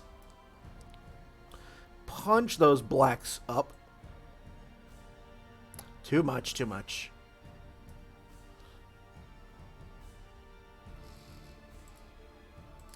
And there we are, just like that. Just by adding just punching the blacks up a bit more, this image now suddenly has a lot more depth to it.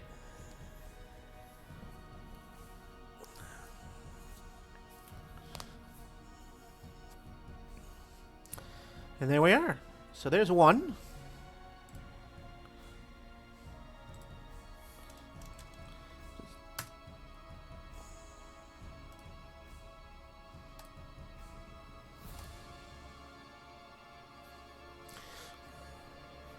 So we have an image here of a hand, like a very amateur hand carved, same cemetery, about 25 feet away. We get this, just resting against the tree.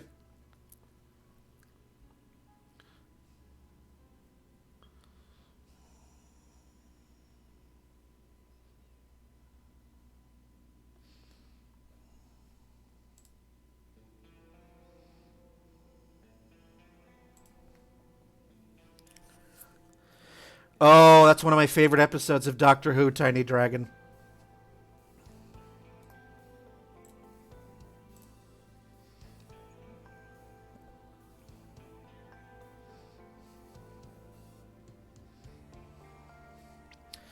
And this one is actually a bit more legible. This one is Huldah Moulton, daughter of Mr. Josiah and Abigail Moulton, who died September 28th, 1744, in the 6th year of her age. And you find a lot of these in the older New England cemeteries. A lot of babies. A lot of babies.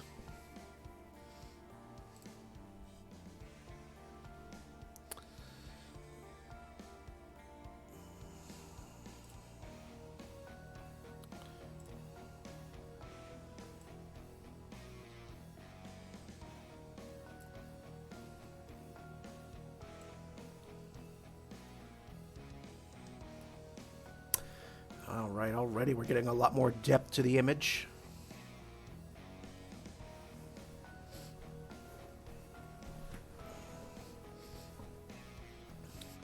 So Icarus, I know you love the shit like this. So here's another amateur death's head for you.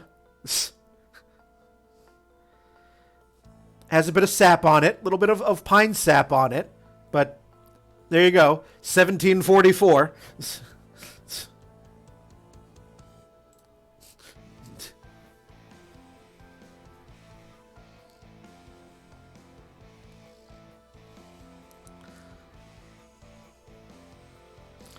All right, hold on.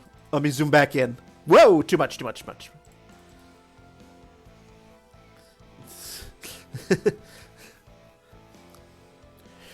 You know what that reminds me of?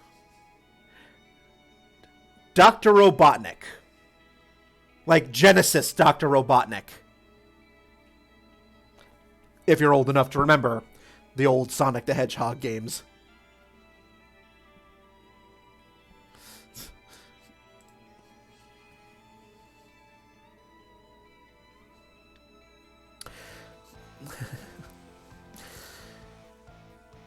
Also, You guys saw the image of the spider skull? That also, this cemetery, Pine Grove.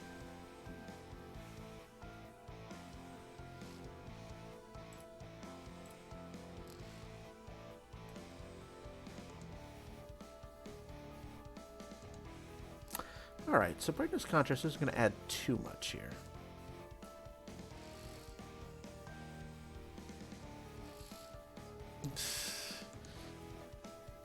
I haven't seen Over the Garden Wall, so that reference is lost on me.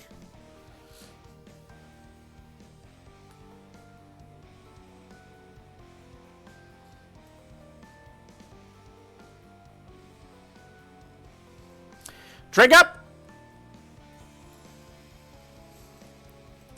It's enough. It's noticeable.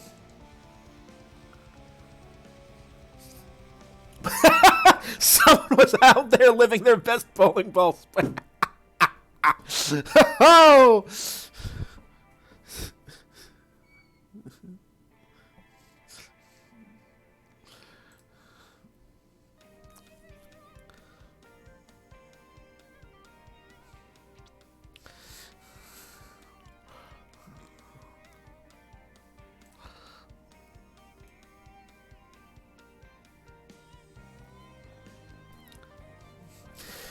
Now, this particular cemetery is covered in pine needles. So that's why there's a lot of lighter areas, because all the grass, all the earth, just covered in pine needles. And since there's no noticeable dust or scratches in this image, there we are. We call this one done.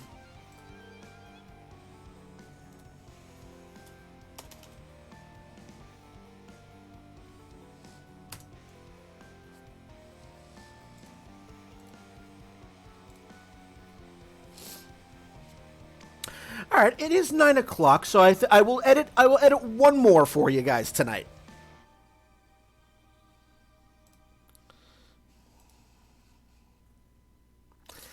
So the last one I will edit. We've done 3.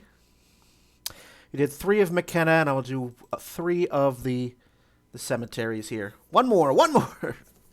So.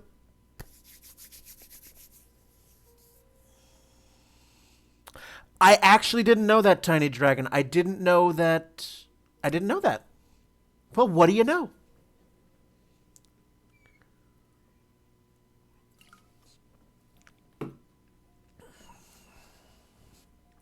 So this last one I'm going to edit for you tonight. We go to a different part of New Hampshire. This is Manchester, New Hampshire. This is the Valley Cemetery. It's one of the larger cemeteries in New Hampshire, and it is on the National Historic Register. That's a more recent cemetery. This one was established early to mid 19th century, so mid 1800s.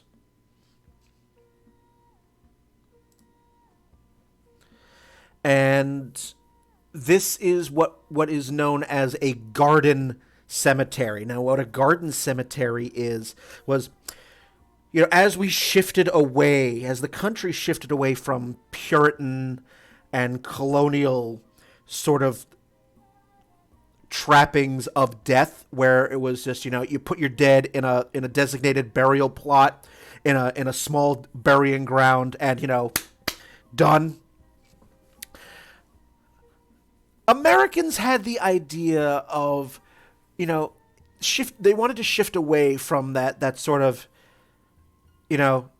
very somber, very solemn sort of, once they're in the ground in this, designated just small little town plot, that's the end of it. So the idea of the garden cemetery was established. So you have these cemeteries in which the purpose of them is to stroll and to meander, have picnics, contemplate mortality, but in a much more pleasant environment. So you have these large cemeteries that sprang up in the mid 1800s that have like these sprawling paths and gorgeous vegetation. And it was the whole purpose was that, you know, they were meant to be public spaces, like sort of like gathering space, almost like a park. You know, it's a complete 180 from the early American, you know, Puritan colonial view of death. In fact, the images the three images of McKenna that I edited, that was shot in Vale Cemetery in Schenectady, New York, which is another one of these large, expansive garden cemeteries, and just that fad didn't really last a whole. That didn't last a long time. Maybe 50 or so years. And like it wasn't a long. It didn't last long because as you're making these great big cemeteries with gorgeous trees, vegetation, paths. The people who were in charge of maintaining these quickly realized how much work it was to maintain the grounds. So a lot of these types of cemeteries sort of fell into disrepair as financial support dried up, because a lot of these plots are paid for by the families. So as the money gets withdrawn and less money comes in from the government to help maintain these, they fell into disrepair. But then, as we move into the 20th century, more people saw these great big spaces, gorgeous spaces, falling into disuse and decided to take action to clean up. And a number of these are now, they've been cleaned back up. A lot of the headstones have been fixed, and they're on the National Historic Register, like this one, like the Valley Cemetery in New Hampshire, in Manchester, New Hampshire. So you're getting all sorts of history from me tonight, as well as art.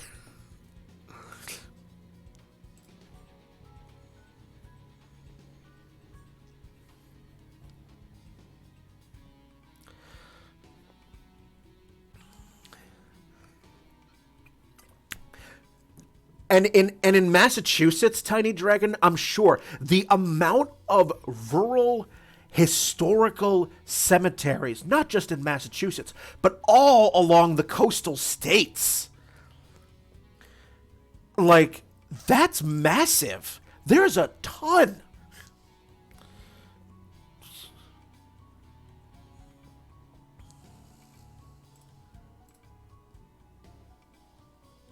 That one's a bit better. Ooh, already liking where this is going.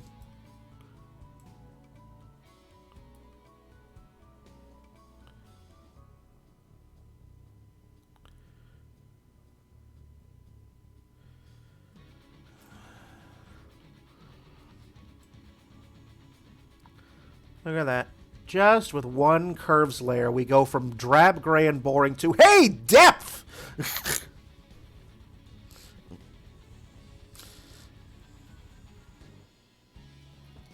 I have to be careful, though. That tree in the background is looking a bit...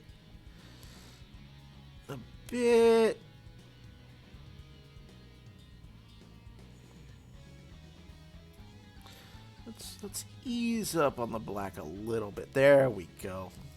I actually want to have some detail in that tree back there. It was starting to look just like a straight black line.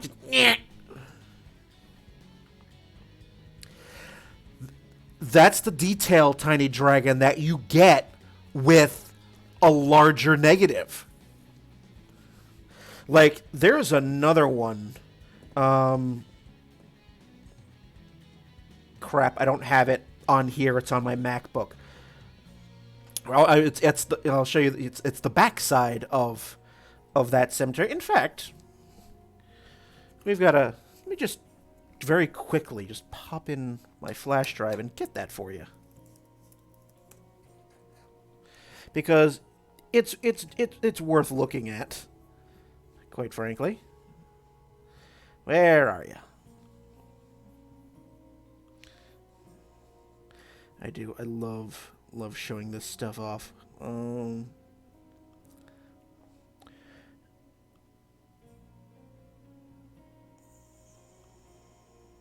Oops. Come on. You can do it.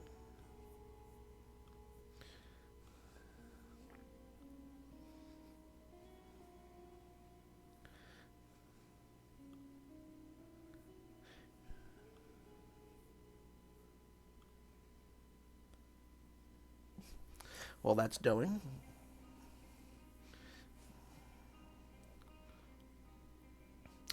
When this cemetery, before, and I read up a little bit more on this, when this cemetery was starting to be cleaned up, there are a lot of cemeteries like this that are leaning, that are broken, and a number of them have been repaired, but there's still plenty. I mean, this particular cemetery houses thousands of headstones. I mean, just a quick look on Find a Grave tells me that there's almost 6,000 people buried in this cemetery. So, yeah.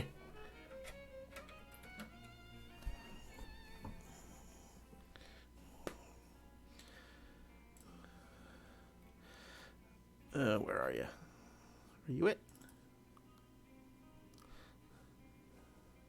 So this is the back of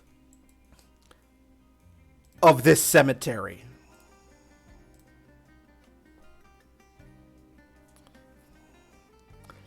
And that is actually it's boarded up in the front, but that is an actual chapel.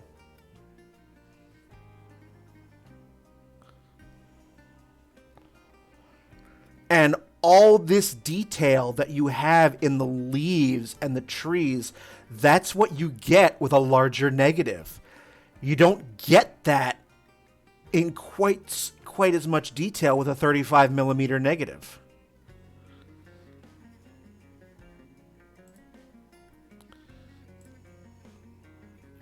And this I'm very glad that I've rediscovered the larger format.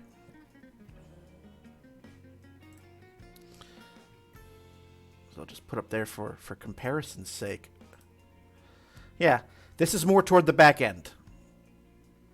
So, a little history for you.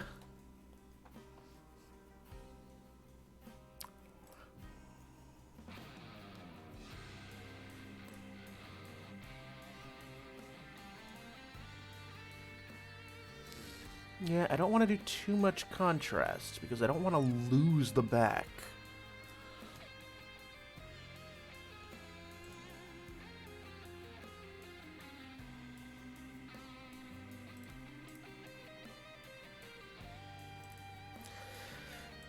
Yeah, this one is actually I'm working on it a bit more. So I've started editing it.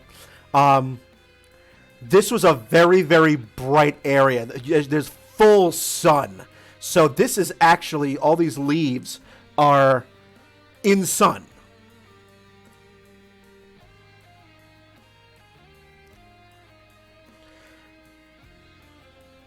So,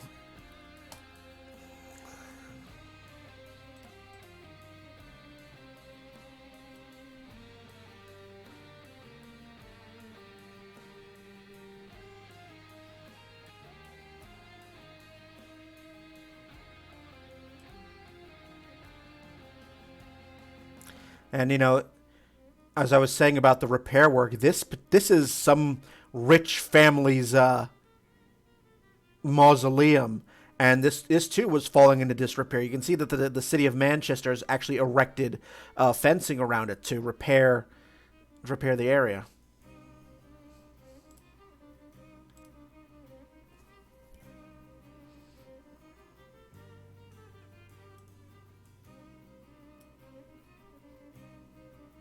Clearly a vampire tomb. Yes. Actually, fun fact, Tiny Dragon. In Portsmouth, There is in the southern end of Portsmouth. There is a cemetery complex. It's a huge cemetery. It's actually 5 cemeteries in one. Like it started off as this little spit of land, and then the city just kept granting other plots. So you have this great big cemetery that's collectively known as the South Street Cemetery, but it houses 5 of them. And in one toward the newer end, there is a crypt, and it's got like symbols of the fleur de lis all over it, and I'm just like, and my wife and I looked at it and we went, either there's a vampire in there, or there's like one of the Knights Templar is buried in here.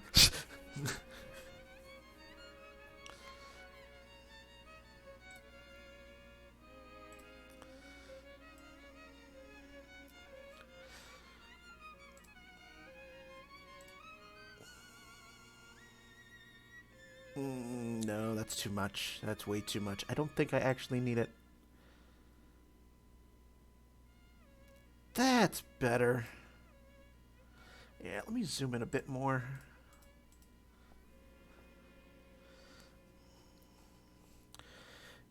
Yeah, I do not want to adjust the black really anymore, because then at that point we start losing. Like if I punch up the black a bit more, like even at, yeah, that just becomes solid black. Okay. Like at what point do I lose the detail there? Oh yeah. I don't think selective color will work on this then. Cuz in the event I do put this up for sale, whenever that goes to print, if I pump up that black, that's just going to be, yeah, black, just black line. Yes, and again, you have to make the sound effect or it doesn't work. Because I'm just that classy. And I do see some dust and scratches here that can be cleaned up a bit.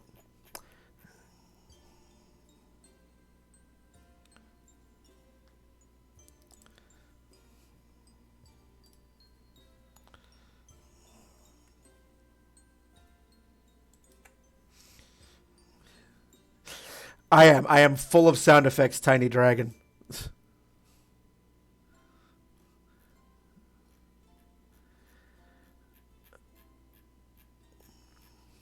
Who's the movies, the Police Academy movies? Who is that actor, character, who is just all sound effects all the time?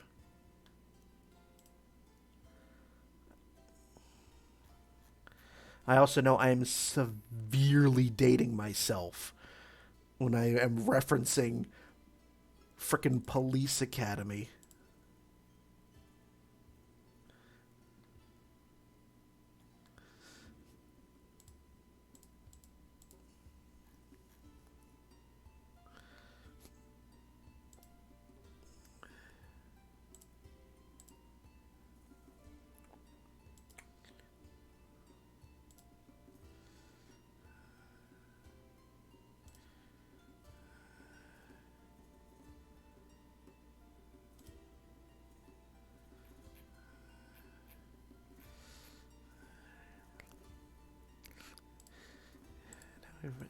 Now we're at the point. Okay. Yeah. And again, I have not seen them in decades, so. Just doing some last bits of spot checking and cleanup. And then I call this one done.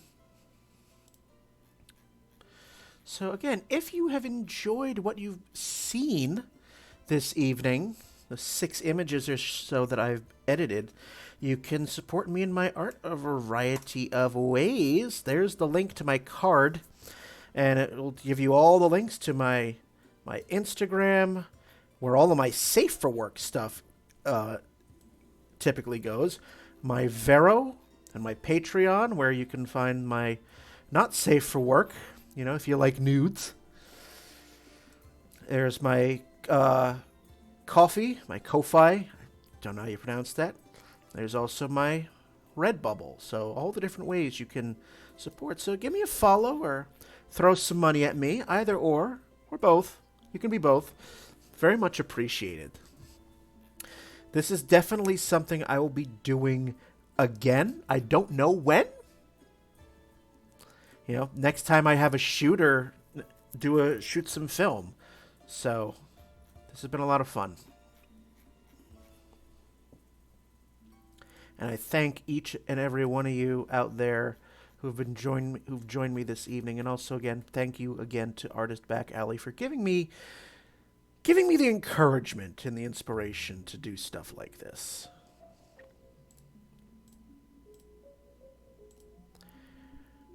And I believe we have just about a completed edit here.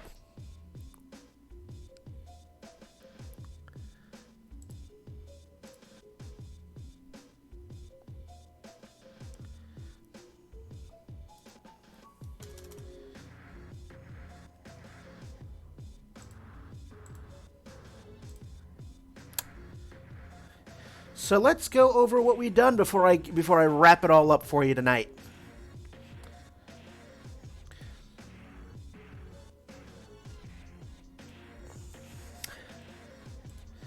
So we have our three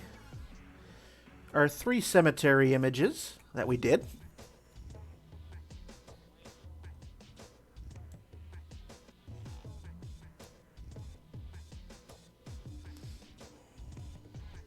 So we've got those, and then we have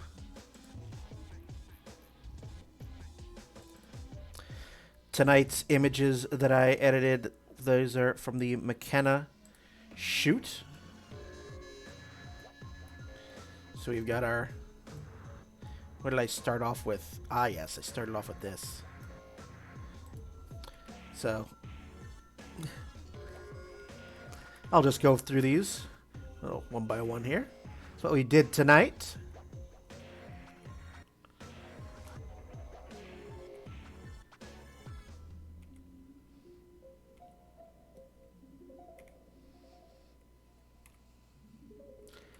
And yeah, there's going to be a Patreon post coming within the next few days with these images. And I'll be adding some more of the cemetery ones to my Redbubble pretty soon. I might add a couple of these as well. I really like how some of these have turned out. So, all right. So with that said, again, thank you all so much for spending time with me this evening. Again, always great to have you. And yeah, next stream will be Friday. This Friday, we go back to video games. And I begin my third or fourth playthrough of that beloved Christmas classic, Parasite Eve on the PS1.